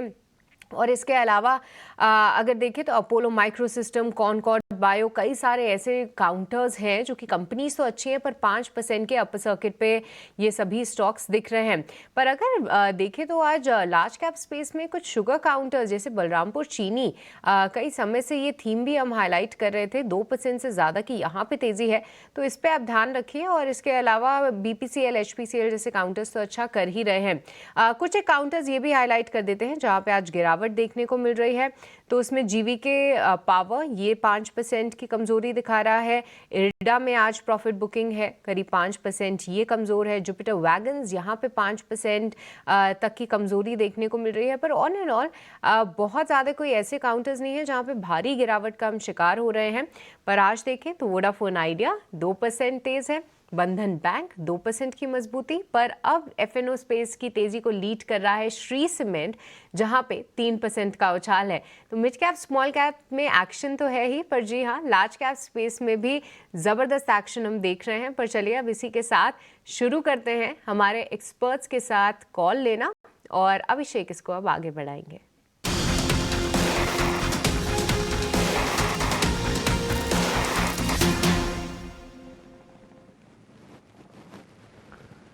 तो ओपनिंग ट्रेड की शुरुआत करेंगे। बाजार की जो शुरुआत हुई है वो कि रेंज बाउंड ही है अभी तक का जो कारोबार हुआ है, और 24,600 को होल्ड करने की कोशिश कर रहा है निफ्टी बैंक की बात करें तो 150 अंकों की तेजी वहां पर है। हालांकि अगर आप एडवांस डिक्लाइन का रेशियो देखेंगे तो वो जरूर आपको उत्साह बढ़ाएगा। हर एक गिरने वाले शेयर के मुकाबले 4 बढ़ने वाले शेयर बाजार में आपको दिखेंगे। 1:4 का तगड़ा बढ़िया वाला रेशियो NSE पर कम से कम है। और जैसा सृष्टि बता रही, सीमेंट में भी अच्छी रौनक चल रही है। श्री सीमेंट, इंडिया सीमेंट ये 3% ऊपर कारोबार कर रहे हैं। हमारे एक्सपर्ट्स तैयार हैं, चंदन तापड़िया, किरण जानी हैं, और इसके साथ साथ विनीत बुलंजकर भी हमारे साथ बने हुए हैं, और साथ साथ सोनी पटनायक आपके साथ हैं आपको बेहतरीन ट्रेड्स बताने के लिए। शुरुआत चंदन जी आपसे करेंगे, बताइए क्या स्पॉट किया है आपने ओपनिंग ट्रेड के लिए? देखिए, ओपनिंग ट्रेड की बात करें तो मैं यहाँ पे थोड़ा सा रियल एस्टेट काउंटर पे फोकस करना चाहूंगा, और गोदरेज प्रॉपर्टी है जहाँ पे हल्का सा फॉलोअप बना तो एक नया मोमेंटम बनना चाहिए। पिछले लगभग आप देखोगे तो 10-12 दिन का कंसोलिडेशन है, उसके अपर बैंड पे आया और हल्का सा फॉलोअप होते यहाँ पे 5-7% का रनअप बनना चाहिए। थोड़ा सा कंडीशनल ट्रेड रहेगा बट मोमेंटम यहाँ पे बन सकता है।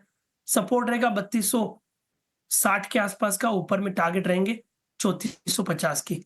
दूसरा ट्रेड रहेगा मेरी तरफ से, देखिए आप कहीं ना कहीं शुगर और एथेनॉल रिलेटेड कंपनीज पे पॉजिटिव मोमेंटम है।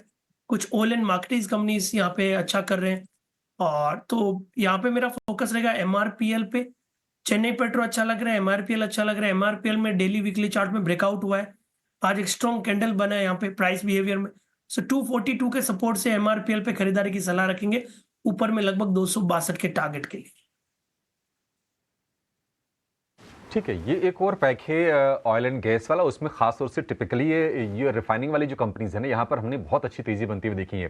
MRPL भी चला है और साथ साथ चेन्नई पेट्रो भी चला है। HOEC अगर हम इसमें जोड़ें, ये सारी कंपनीज ऑयल एंड गैस की अच्छी खासी बजिंग रही है हाल फिलहाल में। और दूसरा जो शेयर है वो है गोदरेज प्रॉपर्टीज का, चंदन जी की तरफ से। ये 2 बेहतरीन शेयर आपके लिए ट्रेड के लिहाज से। सोनी जी, आपके शेयर कौन से हैं? देखिए, पहला तो जो मॉर्निंग में LIC हाउसिंग फाइनेंस पे रेकमेंड किया है वो कंटिन्यू करना चाहूंगी। आज करीबन ऑलमोस्ट 1% ऊपर अभी भी है। फ्रेश ट्रेड यहाँ पे ऐड करना चाहूंगी रैमको सीमेंट पे, जो कि एक अच्छा बाउंस बैक दिखा रहा है करंट लेवल से। 800 के ऊपर अभी आज सस्टेन कर रहा है। सो 804, 805 इसी लेवल पे आप आज बाई कर सकते हैं। स्टॉपलेस लगाए 795, और यहाँ पे टारगेट आपका रहेगा 820, 825, ये कैश के लेवल के अनुसार है। ठीक है, 820, 825 ये टारगेट हमने आपके नोट कर लिए, और 795 रुपए का स्टॉप लॉस है रैमको सीमेंट के लिए। 1% ऊपर आपको फिलहाल ये शेयर कारोबार करता हुआ दिखेगा। तो एक ओपनिंग ट्रेड हो गया सोनी जी की तरफ से। LIC हाउसिंग फाइनेंस को भी अभी होल्ड करने की सलाह है। बेहतरीन। किरण जी, आपने क्या स्पॉट किया सर? अगर देखिए तो मार्केट में वापस एनर्जी स्टॉक्स या तो पावर पैक जो स्टॉक्स है वो कहीं ना कहीं अच्छा एक मूव दिखा रहे हैं। तो कोल इंडिया के ऊपर हमारी नजर है। कोल इंडिया अगर आप देखोगे तो डेली चार्ट के ऊपर एक राउंडिंग बॉटम पैटर्न और स्टॉक नीचे में 20-50 डेज मूविंग एवरेज को रिटेस्ट करके एक बुलिश रिवर्सल कैंडलस्टिक्स पैटर्न बनाई है, मोमेंटम इंडिकेटर भी बुलिश जोन के अंदर है। तो कहीं ना कहीं कोल इंडिया के ऊपर आप ध्यान रखिए, 502 503 के आसपास की अभी प्राइस चल रही है। तो करंट मार्केट प्राइस पे आप लॉन्ग कीजिए, 495 का 495 का आपने को स्टॉप लॉस रखना है। और अगर मैं 495 ब्रेक नहीं करेगा नीचे में, तो वापस ये स्टॉक ऊपर में 420 से 430 520 से 530 की एक रैली दिखा सकता है। तो वापस मैं रिपीट कर दूं, 495 का स्टॉप लॉस, 530 के टारगेट के लिए कोल इंडिया बाय करेंगे।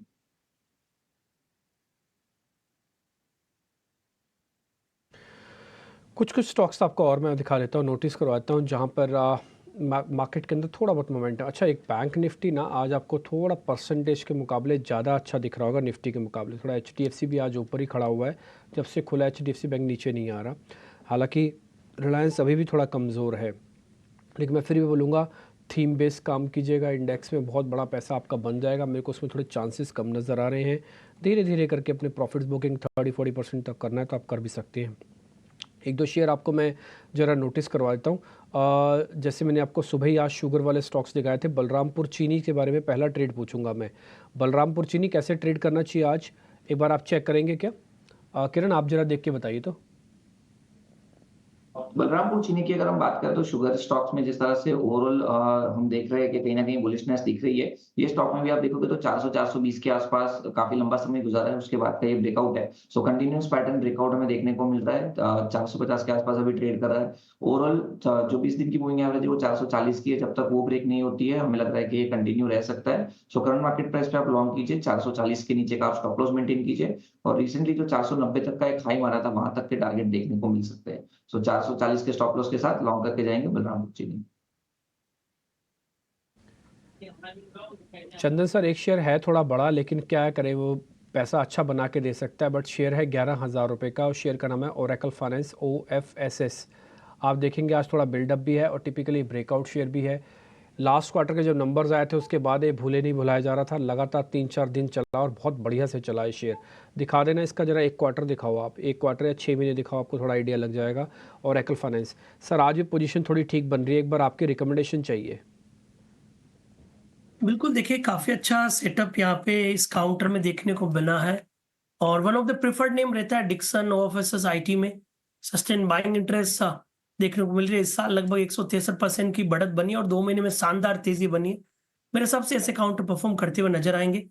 सपोर्ट आप रखोगे कम से कम 10,850 के आसपास, 11,500 तक के लेवल यहाँ पे आपको बनने चाहिए।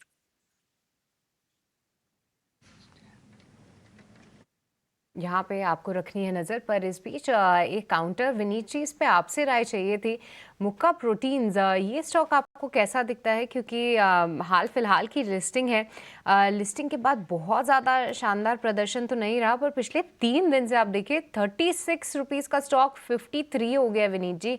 क्या कुछ नए डेवलपमेंट्स क्या आप इसे ट्रैक कर रहे हैं और क्या इस पे राय दे पाएंगे कि अब किसी इन्वेस्टर के पास पड़ा हो तो क्या करना चाहिए? क्योंकि देखिए 44 के आसपास इसकी लिस्टिंग हुई थी और अब 54 के भाव दिखा रहे, तो अब जाके जिनको IPO में जिनके पास ये आया होगा उनको प्रॉफिट दिख रहा है। इसको ट्रैक नहीं करता हूं, तो मेरी राय नहीं दे पाऊंगा इसके ऊपर। ठीक है। पर हाल फिलहाल की लिस्टिंग है पूरी इस थीम के साथ जो है ये काउंटर रिलेटेड है। अगर चंदन ज़्यादा चार्ट पैटर्न तो नहीं है, पर वॉल्यूम बिल्डअप के दम पे आप इस पे कोई राय दे पाएंगे या कुछ लेवल सुझा पाएंगे? देखिए क्लोजली नहीं ट्रैक करता हूं, बट काफी अच्छा सेटअप देखने को बना है। पिछले 5 महीने का इसका ट्रैक रिकॉर्ड है और जिस हिसाब से डेली चार्ट में हाई टॉप हाई बॉटम बने हैं और एक लंबे कंसोलिडेशन के बाद मोमेंटम है, ये मूव बरकरार रहना चाहिए। मेरे हिसाब से लगभग 51.50 ₹51.50 के सपोर्ट से 58 रुपए तक के टारगेट यहाँ पे बनने चाहिए। 58 रुपए तक के टारगेट्स जो है यहाँ पे बनने चाहिए। पर एक और स्टॉक जो कि फाइनली अब 960 रुपए के आसपास आता हुआ दिख रहा है वो है पिरामल एंटरप्राइज। पूरे फाइनेंशियल स्पेस में एक बड़ा अंडर परफॉर्मर रहा है और अगर मैं देख पा रही हूँ तो पिछले 4 अटेम्प्ट्स इस काउंटर के हो चुके हैं इस लेवल्स को पार करने के लिए, पर कामयाब नहीं रहा है। किरण, एक बार आपसे समझना चाहेंगे कैसे देख रहे हैं पिरामल एंटरप्राइज? क्या इन स्तरों पे भी फ्रेश ट्रेड बनता है या अभी थोड़ी सी क्लोजिंग की वेट कर ले और उसके बाद एक फ्रेश पोजीशन ले यहाँ पे? नहीं, काफी अच्छा पिक है आपका पिनामल एंटरप्राइज की। अगर आप बात करें, जैसे आपने बताया कि ऑलरेडी 2 बार ये स्टॉक 960 980 के आसपास से मुड़ा हुआ है, और कहीं ना कहीं तब 200 डेज मूविंग एवरेज का रेजिस्टेंस था। अब आप देखोगे तो 200 डेज मूविंग एवरेज जो 920 930 के आसपास है, जिसको आसानी से उसने क्रॉस करके मल्टीपल क्लोजिंग भी दे दी है और रीटेस्टिंग भी हो गया है। मेरे हिसाब से डेफिनेटली करंट मार्केट प्राइस से एक बार के लिए बाई करना चाहिए। एक जो स्ट्रिक्ट स्टॉप लॉस है वो 920 का आप मेंटेन कीजिए। अगर 920 का लेवल ब्रेक नहीं होता है तो पिरामल एंटरप्राइज वापस हम ऊपर में 1000 प्लस के टारगेट देख सकते हैं। तो काफी अच्छी चॉइस है आपका, बेस्ट पिक है, मेरे हिसाब से लॉन्ग करना चाहिए। ठीक है, पिरामल एंटरप्राइजेस को लॉन्ग करने की सलाह है। विनीत सर, आपसे ज़रा हम कुछ इंफ्रा स्टॉक्स के बारे में जानना चाहेंगे, क्योंकि देखिए ऐसी उम्मीदें की जा रही हैं कि बजट में जो इंटरिम बजट का जो कैपेक्स का जो टारगेट था, जो अनाउंस किया गया था 11 लाख करोड़ का, उसको सरकार एज इट इज़ रखेगी या फिर हो सकता है उसमें कुछ बढ़ोतरी भी करे। इंफ्रा स्टॉक्स मोमेंटम दिखा भी रहे हैं। इंफ्रा में अगर हम सीमेंट को भी जोड़ लें, आप देखिए वो भी बज़ कर रहे हैं। आपके हिसाब से अभी कौन से ऐसे 2-3 स्टॉक्स होंगे इंफ्रा स्पेस में जहां पर वैल्यूएशन स्ट्रेच नहीं है और ग्रोथ की जो संभावना है वो ज़्यादा है? मैंने आपको अर्लियर शो में आपको एक दर्शाया था स्किपर, तो ये हमारा टॉपिक रहेगा। दूसरा वाटर स्टोरेज में वाबाक देख सकते हैं, ये हमें काफी अच्छा लगता है। ये भी हमारा एक टॉपिक रहेगा वाटर थीम के लिए। तो मैं आपके लिए ना ये 2 स्टॉक रेकमेंड करूंगा जहां पे हमें लगता है कि वैल्यूएशंस काफी सस्ते हैं और ज्यादा स्ट्रेच नहीं है। और एक अगर आपको रोड पे करना है तो आप आईआरबी इंफ्रास्ट्रक्चर में देख सकते हैं। इसमें एक ही चीज में आपको ध्यान रखना चाहिए कि प्रोमोटर ने इसमें हाल ही में थोड़ा सा सेलिंग किया था, पर हमारा ये स्टॉक में टारगेट 120 130 के तरफ आता है। ठीक है, बढ़िया। ये 3 शेयर आपके लिए हो गया, वाटिक वाबाग हो गया, आईआरबी इंफ्रा हो गया, और पावर सेक्टर से जुड़ी टीएनडी सेगमेंट से जुड़ी कंपनी है स्किपर, वह आप फोकस में रखिए। बढ़िया कंपनी है, बहुत बड़ी साइज में नहीं है लेकिन वैसे सेगमेंट के हिसाब से बड़ी अच्छे सेगमेंट में ऑपरेट करती है। तो ये 3 के 3 शेयर आप नजर रखिए, ये विनीत जी की तरफ से आपके लिए सलाह है। कुछ और शेयर उस पर जरा व्यू लेते हैं। सोनी, जरा एक बार एस्कॉर्ट्स चेक कीजिए। एस्कॉर्ट्स अभी कितना चलेगा? 2% ऊपर है, क्या इसको राइड करें? तेजी अभी और होगी? एस्कॉर्ट्स मेरे ख्याल से अगर आज सस्टेन करता है 40-20 के ऊपर तो कंटिन्यू कर सकता है टुवर्ड्स 40-80 4100। थोड़ा सा यहाँ पे डिसेंट लग रहा है, एक बार प्रॉफिट बुकिंग हो सकता है। अगर 4100 के लेवल को सस्टेन नहीं कर पाता है तो वहां पे प्रॉफिट बुक कर देना चाहिए। रिस्क रिवॉर्ड रेशियो यहाँ पे हल्की सी डिसेंट है, 1:1 रेशियो पे ही चल रहा है। आप 40-60 40-50 के रेंज में एक बार एंटर कर सकते हैं। 40-20 का स्टॉप लॉस मेंटेन करके 4100 इंट्राडे टारगेट के लिए इसको देख सकते हैं। स्कॉट्स पर ये व्यू, स्कॉट्स में आपकी कमाई हो सकती है। विनीत सर को जाना है। विनीत सर, आपको अलविदा कहने से पहले कोई डिस्क्लोजर है जो आप शेयर करना चाहेंगे? मेरे पास ओएनजीसी में आउटस्टैंडिंग पोजीशंस है और इसके अलावा बाकी जो हमने स्टॉक्स डिस्कस किया उसमें कोई भी पोजीशन नहीं। ठीक है, बढ़िया sir, thank you so much आज समय देने के लिए और इन तमाम स्टॉक्स पर अपनी राय हमसे साझा करने के लिए। अच्छा, ये जो कंपनी है ना, आज हम इसकी चर्चा भी कर रहे थे, स्टाइरेनिक्स, जरा इसको लेके आइए। इसके नतीजे आए थे, नतीजे बड़े अच्छे थे। आपको याद होगा एक कंपनी थी आनियोस स्टायरोल्यूशन, ये वही कंपनी है। इनियोस स्टायरोल्यूशन ये वही कंपनी है। इसका नाम बदल के अब स्टाइरेनिक्स हो गया है। आज इसको शरद हाईलाइट करके बता भी रहे थे कि नतीजे अच्छे आए हैं और इस पर आपको नज़र रखनी चाहिए। STYRENIX ये है स्पेलिंग, नाम बदल गया था करीब साल भर पहले, तो और ये बहुत चर्चा में रही नहीं। स्टाइरेनिक्स का जरा एक बार आप चार्ट चेक करके हमें बताइए चंदन जी। बड़ी तेजी इसमें हो रही है स्टाइरेनिक्स में, कितना ऊपर जाएगा शेयर अभी ये? जी देखिए, आप स्टार की जो बात कर रहे हैं तो ये काउंटर इतना एक्टिवली मैं नहीं ट्रेक कर पा रहा हूँ, बट फिर भी आप चार्ट पे फोकस करोगे तो लग रहा है कि थोड़ा सा यहाँ पे स्विंग बनना चाहिए। इनफैक्ट नीचे के लेवल से यहाँ पे सपोर्ट देखने को मिल रहा है, तो खरीदारी के मौके ढूंढने चाहिए। जिस हिसाब से प्राइस सेटअप बना है, मुझे लेवल से 8-10% की और स्विंग इमीडिएट बेसिस पे बन सकते हैं। ठीक है, ये आपके लिए स्टारेनिक्स, इसका हम भाव ही आपके सामने लाने की कोशिश करेंगे। कुछ तकनीकी दिक्कत है डेटाबेस में, इसके चलते आपको नहीं ले पा रहे हैं। एक शेयर काफ़ी टाइम के बाद हम देख रहे हैं कि प्राइस वाइज कुछ सेक्शन हो रहा है, वो है वेस्कॉन इंजीनियर्स का। सुनिए, इसको जरा आप चेक करेंगे, वेस्कॉन इंजीनियर्स। अभिषेक जी, यहाँ पे हम देखेंगे चार्ट्स पे तो आज इंट्राडे बेसिस पे मुझे लगता है कि थोड़ा सा मूवमेंट हो सकता है।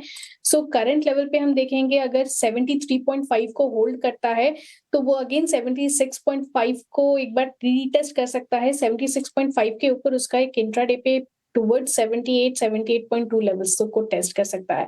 सो काफी अच्छे वॉल्यूम्स हो गए हैं इस ऑलरेडी ओपनिंग 15 मिनट के ही अंदर में काफी स्ट्रॉन्ग वॉल्यूम हुए हैं। सो इंट्राडे बेसिस के लिए 73.5 का एक सपोर्ट है, उसी सपोर्ट स्टॉप लॉस के साथ इसको होल्ड कर सकते हैं।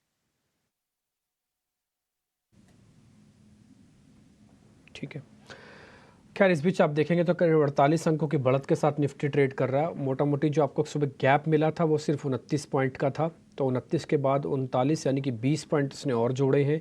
फ्यूचर्स के अंदर थोड़ी कम लागत है और फ्यूचर्स इस समय चल रहे हैं 24,642 पर। तो जो डिफरेंस होता है ना प्रीमियम और डिस्काउंट्स का, वो डिफरेंस ख़त्म हुआ है। यानी स्पॉट चल रहा है 640 पे, फ्यूचर चल रहा है 642 पे, तो कुछ ज़्यादा फ़र्क नहीं है। इसका मतलब आपकी रखी हुई पोजीशंस में आपको कोई खास बड़ा बेनिफिट नहीं हो रहा। निफ्टी ऊपर दिख रहा है बट आपको कोई बेनिफिट नहीं हो रहा। एक और चीज़, इंडिया विक्स अभी 15 के पास तो नहीं पार किया बट 15 के पास ज़रूर आ गया। थोड़ा अवेयर रहिएगा, जैसे आपको खुद सर ने भी बताया, चंदन जी ने, कि एक बार 15 पार करेगा तो 17-18 तक जा सकता है, तो हल्का सा बाजार को थोड़ा नीचे की तरफ धकेल भी सकता है, कोई दिक्कत नहीं। रिलायंस इंडस्ट्रीज आज नहीं चल रहा, इस 7 रुपये है, इस पर आप थोड़ा और नज़र रखिएगा। आपको थीम स्पेसिफिक ध्यान रखना है। एक बार सारे शुगर वाले स्टॉक्स स्क्रीन पर दिखा दीजिए। ज़्यादातर शुगर वाले स्टॉक्स चल रहे हैं, ये मेरे कहे पे नहीं चलते हैं, ये डाटा के कहे पे चलते हैं, पॉलिसी के कहे पे चलते हैं, इवेंट के सामने चलते हैं, इवेंट के सामने ही चलेंगे। बलरामपुर हमने थोड़ी देर पहले किया, रेणुका डेज हाई है, बजाज हिंदुस्तान दिखाइए, धामपुर दिखाइए, सारे के सारे शुगर स्टॉक्स डेज हाई पे है। और हमने आपको सुबह ही ये बात नोटिस करवाई थी कि 2 दिन के हॉल्ट के बाद ये शुगर कंपनीज फिर से चल सकती हैं, और आज फिर से चली हैं। मैं फिर से एक स्टैंडर्ड डिस्क्लोजर दे दूँ, ये मेरे कहे से शुगर कंपनीज नहीं चल रही हैं। इतना बड़ा सेक्टर अगर मेरे कहे से चल रहा होता तो मैं यहाँ नहीं बैठा होता।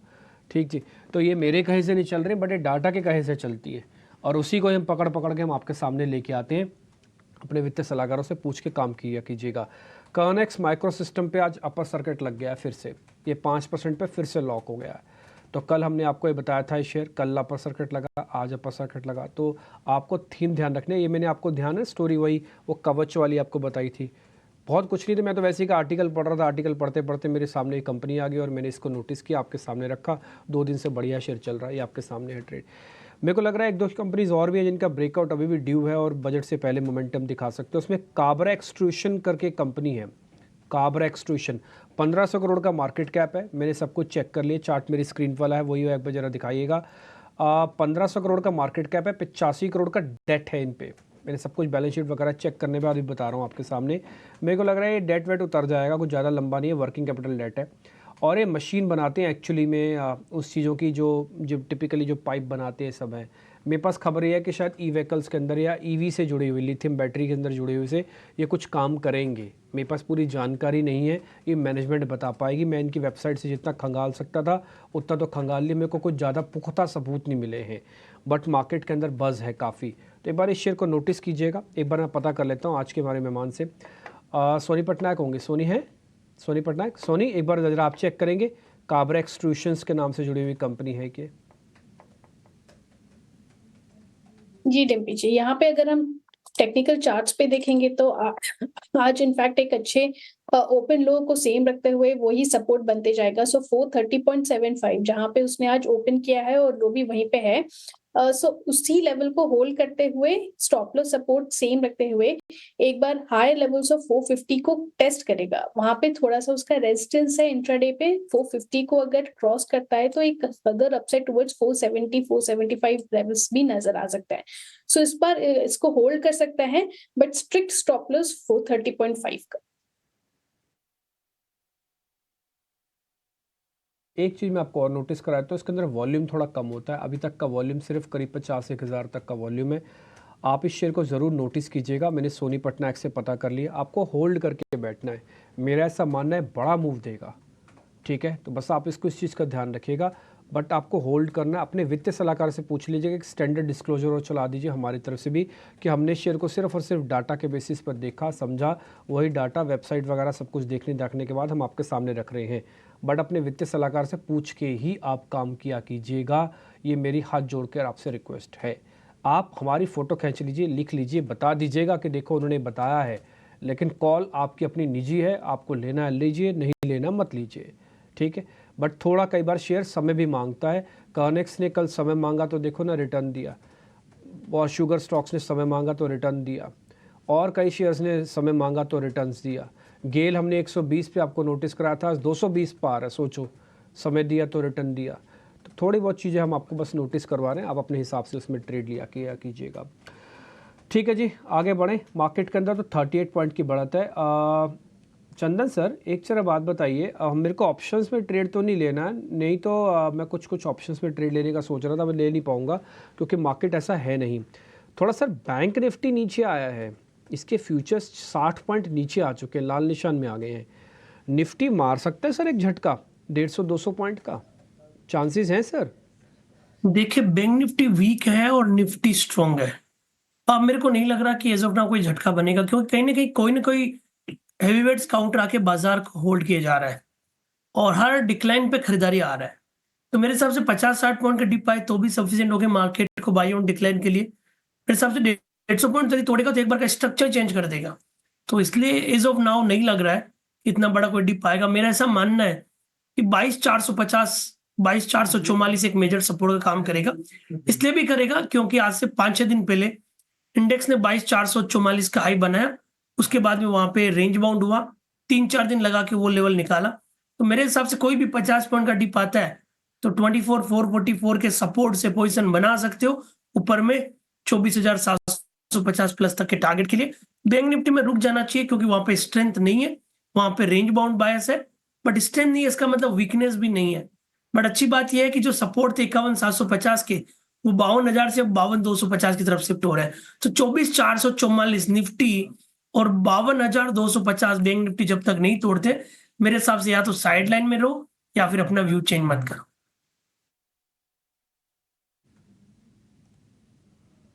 ठीक है sir, done sir, point taken है सर, पॉइंट नोटिस हम आपको करवा देते हैं। बैंक निफ्टी के अंदर इसमें 50 पॉइंट की गिरावट है। मेरे को ना थोड़ा स्टॉक्स आज ढूंढने में थोड़ी मुश्किल इसलिए भी हो रही है क्योंकि आज एक तो मार्केट का पोजीशन थोड़ी डल है, बट हाँ स्टॉक्स अच्छे मिल सकते हैं, बट वैसे मिल नहीं रहा है कि मैं आपको एकदम से बोलूँ और एकदम से वो चलते हुए दिख जाएँ। 2-4 शेयर थे, पिरामिल ऑलरेडी पूछ चुके हैं। एक IEX है मेरी लिस्ट में, भी आया 2% ऊपर है, एक बार ज़रा ये पता कर लेता हूँ। और एक बंधन बैंक भी है आज। सोनी आप ज़रा बंधन बैंक चेक करो आप। जी टिम्पी जी, बंधन बैंक में मैं देखूं तो 1020 EMA को आज क्रॉस करने की कोशिश कर रहा है। वॉल्यूम्स भी अच्छे हो गए हैं ऑलरेडी, RSI पॉजिटिव डाइवर्जेंस दे रहा है। इनफैक्ट अगर 202 को क्रॉस कर पाता है तो यहाँ पे मुझे लगता है कि कंटिन्यू करेगा अपसाइड। 206 207 तक एक बार टेस्ट कर सकता है, उसको क्रॉस करके क्लोज करना काफी इंपॉर्टेंट रहेगा, बिकॉज वहीं पे कोइंसाइड हो रहा है 200 EMA जो कि थोड़ा सा सप्लाई प्रेशर यहाँ पे कर सकता है। सो सपोर्ट कर सकता है नीचे में। इनफैक्ट सपोर्ट स्टॉप लॉस हम देखेंगे तो 197 पे काफी स्ट्रांग है। अगर 197 को ब्रेक कर जाता है तो व्यू यहाँ पे नेगेट हो जाएगा। सो हल्के से रिस्क के साथ 197 स्टॉप लॉस सपोर्ट के साथ इसको होल्ड कर सकते हैं।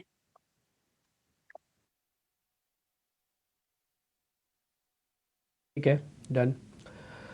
खैर एक शेयर और भी है मेरे पास, मैं शेयर बाद में पता करूंगा। एक ऑप्शंस का ट्रेड आपके सामने रखना ज़रूरी है, एक ऑप्शंस का ट्रेड लेके आता हूँ। लेके आइए ऑप्शंस का चैंपियन आज।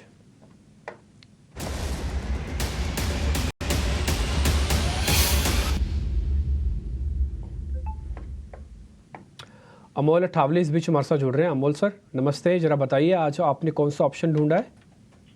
जी नमस्ते, गुड मॉर्निंग। मुझे एक DLF का जुलाई सीरीज का 850 का कॉल ऑप्शन अच्छा लग रहा था। 15 रुपए के आसपास चल रहा है। पोजिशनली मुझे टारगेट निकल के आ रहे 30 रुपीज़ के, और स्टॉप लॉस उसका रहेगा 10 रुपीज का। मैक्स प्रॉफिट उसमें हो सकता है 12,375 का और मैक्स लॉस उसमें हो सकता है 4,125 का। इंटरेस्टिंग फॉर्मेशन है, एक डबल बॉटम फॉर्मेशन है ऑन डेली चार्ट्स पे। स्टॉक अभी 50 और 20 डे सिंपल मूविंग एवरेज के आसपास ट्रेड हो रहा है और आज थोड़ा रियल एस्टेट स्टॉक्स में मोमेंटम है। मुझे लगता है ये पैटर्न जो है वो प्रॉमिसिंग है, यहाँ से फ्रेश अप ट्रेंड स्टॉक में आने के चांसेस पूरे दिख रहे हैं।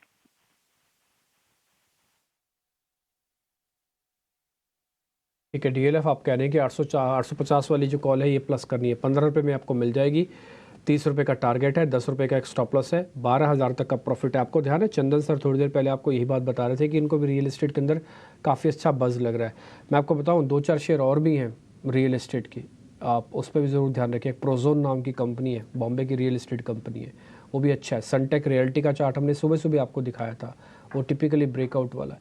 तो रियल एस्टेट का ना ये सेगमेंट पूरा आप ढूंढ के रख लो और इसमें से अपने वित्तीय सलाहकारों से पूछ लो, ठीक है। डीएलएफ के बारे में जो जानकारी सर ने दी है 850 वाली कॉल की, वो आप उसका stop loss target rigorously follow कीजिएगा। ये स्टैंडर्ड डिस्क्लोजर उनकी तरफ से भी है और साथ ही साथ वो आपको स्टॉप लॉस के साथ बता रहे हैं।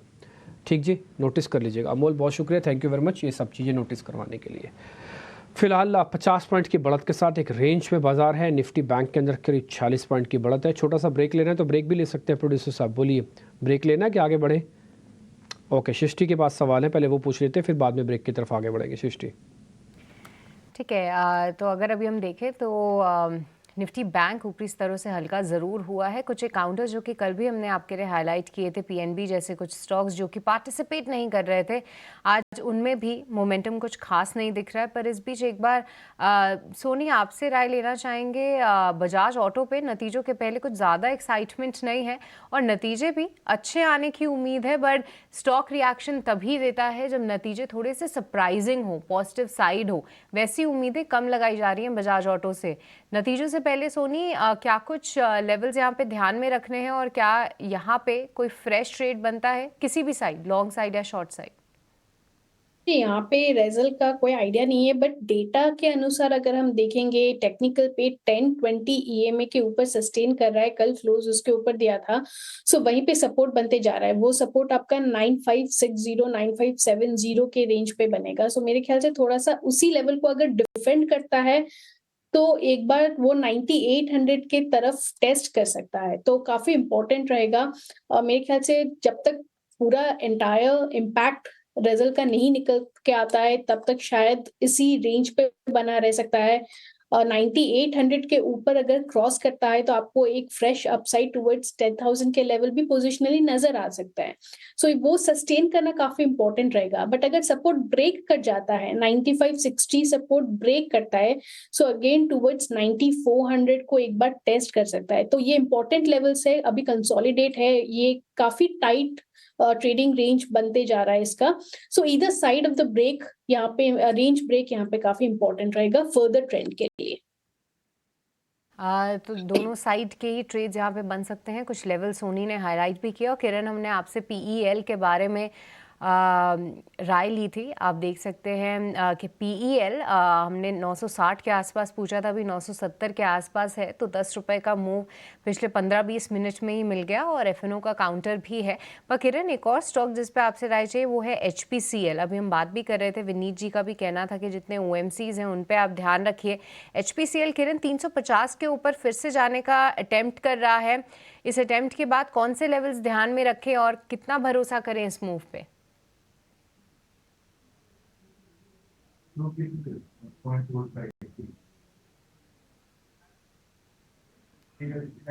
जी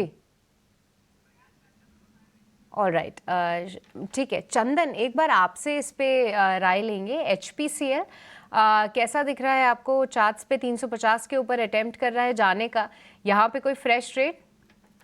बिल्कुल, देखिए यहाँ पे एक राउंडिंग बॉटम फॉर्मेशन बन रहा है और ये फॉर्मेशन है वो लगभग 20-22 दिनों के कंसोलिडेशन के बाद में वर्क करता हुआ नजर आ रहा है। ओवरऑल आप देखोगे कि शॉर्ट कवरिंग के बाद लॉन्ग के बिल्टअप यहाँ पे बनने चाहिए और पूरे के पूरे oil and gas, energy, power, इन सब कंपनीज पे पॉजिटिव व्यू है। तो HPCL इसलिए अपमूव देना चाहिए। 247 का सपोर्ट है, 347 का सपोर्ट है, ऊपर में 370 तक के टारगेट बनने चाहिए। ठीक है, 347 का यहाँ पे सपोर्ट है, 370 के टारगेट्स HPCL में आ सकते हैं। तो दो अच्छी कॉल्स जो हमारे एक्सपर्ट्स ने दी हैं, एक तो PEL जहाँ पे मोमेंटम सस्टेन्ड है, फाइनली अपने की रेजिस्टेंस के ऊपर निकला है ये काउंटर PEL। अगर आप स्क्रीन पे दिखाएं तो किरण के राय के बाद एक काउंटर में अच्छा मूव बना, और अब HPCL पे भी ध्यान रखिए 350 के ऊपर अच्छे से ये अब ये काउंटर निकलता हुआ दिख रहा है। पर यूनाइटेड ब्रीवरीज एक बार क्विकली चंदन इस पे आपसे भी राय लेंगे, क्योंकि ये स्टॉक काफ़ी अच्छे मूव में था, हमारे कुछ एक्सपर्ट्स के रेडार पे भी आया था, पर पिछले 4-5 दिनों में मोमेंटम फिजल आउट हुआ। पर आज देखिए 3% की तेजी यूनाइटेड ब्रीवरीज में, पूरे लिकर स्पेस में आप देखिए एक्शन जरूर है। चंदन, यूनाइटेड ब्रीवरीज के लिए कौन से लेवल्स अहम रहेंगे? बिल्कुल काफी अच्छा सेटअप और माहौल यहाँ पे बना हुआ है, और कंसोलिडेशन ब्रेकआउट देखने को मिल रहा है डेली चार्ट में। लगभग 22 दिनों का कंसोलिडेशन ब्रेकआउट है, और 5-6 दिनों के हल्के से कंसोलिडेशन के बाद में यहाँ पे अपमूव बन रहा है। तो पॉजिटिव बायस यहाँ पे बनेगा। मेरा मानना है कि 2090 का सपोर्ट सफिशिएंट रहेगा, ऊपर में 2200 तक के टारगेट के लिए इन UBL। ठीक है, हम बात कर रहे थे यूनाइटेड ब्रीवरीज की। आप देख पा रहे हैं कि निफ्टी फिलहाल सपाट है, पर लिकर काउंटर्स में एक्शन ज़रूर है। यूनाइटेड ब्रीवरीज यहाँ पे आप नज़र रखिए। यूनाइटेड स्पिरिट्स भी फिलहाल सपाट है और 1300 के ऊपर जाने के अटेम्प्ट ज़रूर कर रहा है, तो इस पे भी आप एक बार फोकस करिए। पर इस बीच निफ्टी बैंक अपनी बढ़त गंवाता हुआ, और आज जितने भी प्राइवेट बैंक्स हैं या फिर आप पब्लिक सेक्टर बैंक्स ले लीजिए, उनमें ज़्यादा जोश नहीं देखने को मिल रहा है, क्योंकि कोटक महिंद्रा बैंक इस फॉल को लीड कर रहा है। साथ ही पूरे फाइनेंशियल स्पेस में से देखें तो कैनरा बैंक और अन्य पब्लिक सेक्टर बैंक्स भी गिरावट का शिकार हो रहे हैं, और लार्ज कैप स्पेस में से रिलायंस का भी सपोर्ट नहीं है, वो भी निफ्टी के टॉप लूजर्स में शामिल है। पर शुगर शेयरों में आज मिठास फिर से लौटी है। और सोनी, एक बार बलरामपुर चीनी पे भी राय दीजिए। 2.5% की तेजी, क्या किया जाए यहाँ पे? दृष्टि जी, यहाँ पे बलरामपुर चीनी डेफिनेटली काफी अच्छा स्ट्रॉन्ग लग रहा है, और वॉल्यूम्स भी बहुत अच्छे से हो रहे हैं। सो अगर कोई लेके रखे मॉर्निंग के व्यू से, और उसको आप स्टॉप लॉस ट्रेल कर सकते हैं 445 पे, और अगर फ्रेश एंट्री भी चाहिए तो 445 का यहाँ पे आपका स्टॉप लॉस सपोर्ट बनेगा। सो होल्ड कीजिए 445 के साथ, और ऊपर के साइड में एक टारगेट टुवर्ड्स 470 475 नजर आया। बलरामपुर चीनी एक्शन में है, 455 रुपए का भाव, 2.5% ऊपर ये शेयर कारोबार कर रहा है। अच्छा, दो शेयर ऐसे हैं जिसके हम भाव तो दिखाएंगे, लेकिन अपने एक्सपर्ट से हम राय नहीं दे पाएंगे, क्योंकि हमारे एक्सपर्ट उसके लिए अग्री ही नहीं करेंगे। एक शेयर है मोतीलाल ओसवाल फाइनेंशियल सर्विसेज का, वो लेकर आइए करीब 6% ऊपर वो है। लगातार गिरावट का शिकार हो रहा था, 700 रुपये के भाव से लगातार गिर रहा था। आज गिरावट पर ब्रेक लगी है। इसका अगर आप महीने भर का अगर चार्ट दिखा पाएँ तो चीज़ें बिल्कुल क्लियर हो जाएंगी। और उसके अलावा दूसरा है JM फाइनेंशियल। अब दिक्कत यह है कि चंदन जी हैं और सोनी जी, हम दोनों लोगों से राय नहीं ले पाएंगे इन दोनों शेयरों पर। सेंचुरी लगाया है JM फाइनेंशियल ने, 100 रुपये का भाव इसका हो गया है, और ये भी बराबर की चाल अगर आप परसेंटेज के हिसाब से देखेंगे तो मोतीलाल ओसवाल और JM फाइनेंशियल तो आज ब्रोकिंग स्टॉक्स हरकत में हैं। लेकिन जिस पर राय ले पाएंगे, चलिए एक और शेयर हमने खोजा है, वो है HBL पावर का। चंदन जी, आप जरा चेक कीजिएगा, HBL पावर लगातार मोमेंटम में है, बढ़िया रनअप दिखाया है। अब कहां तक जाएगा ये शेयर, और जिसके पास हो थोड़ी थोड़ी प्रॉफिट टेकिंग के बारे में सोचें, या फिर ट्रेल कर लें, और किसी को अगर देख के लालच आ रहा हो वो क्या करे? बिल्कुल अच्छी बात है, आपने ब्रोकिंग कंपनीज पे हमारा व्यू नहीं लिया, अदरवाइज थोड़ा सा बायस्ड व्यू होता।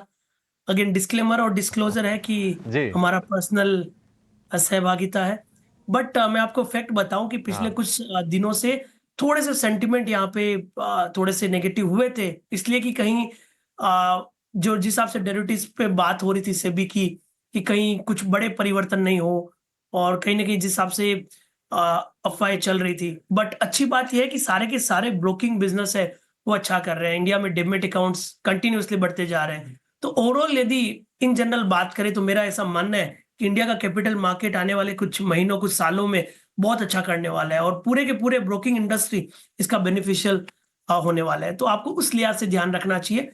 अगेन, मेरा किसी भी पर्टिकुलर नेम पे कोई रिकमेंडेशन नहीं है। HPL पावर की मैं बात करूं तो अच्छा सेटअप है, पोल एंड फ्लेग का ब्रेकआउट है, यहाँ पे खरीदारी की सलाह रहेगी। 658 का सपोर्ट रहेगा 695 के टारगेट के लिए।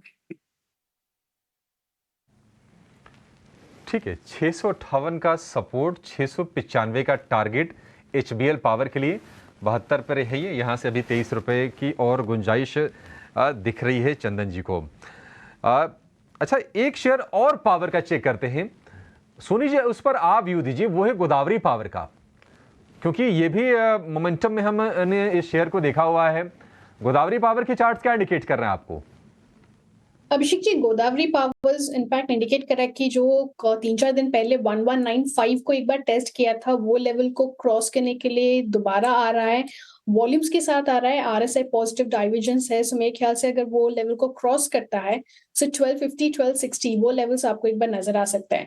सो होल्ड कर सकते हैं, बट करंट लेवल से अगर आपको होल्ड करना है तो यहाँ पे आपका 1140 पे बैठेगा सपोर्ट स्टॉप लॉस, तो वरना उसके नीचे वो दोबारा डे ओपन जहां पे हुआ था 1126 उसको टेस्ट करने आ जाएगा। सो रिस्क रिवॉर्ड रेशियो ज्यादा फेवरेबल नहीं बैठेगा। सो 1140 काफी इंपॉर्टेंट रहेगा, क्रूशियल स्टॉप लॉस, उसी के साथ आप इसको होल्ड कर सकते हैं।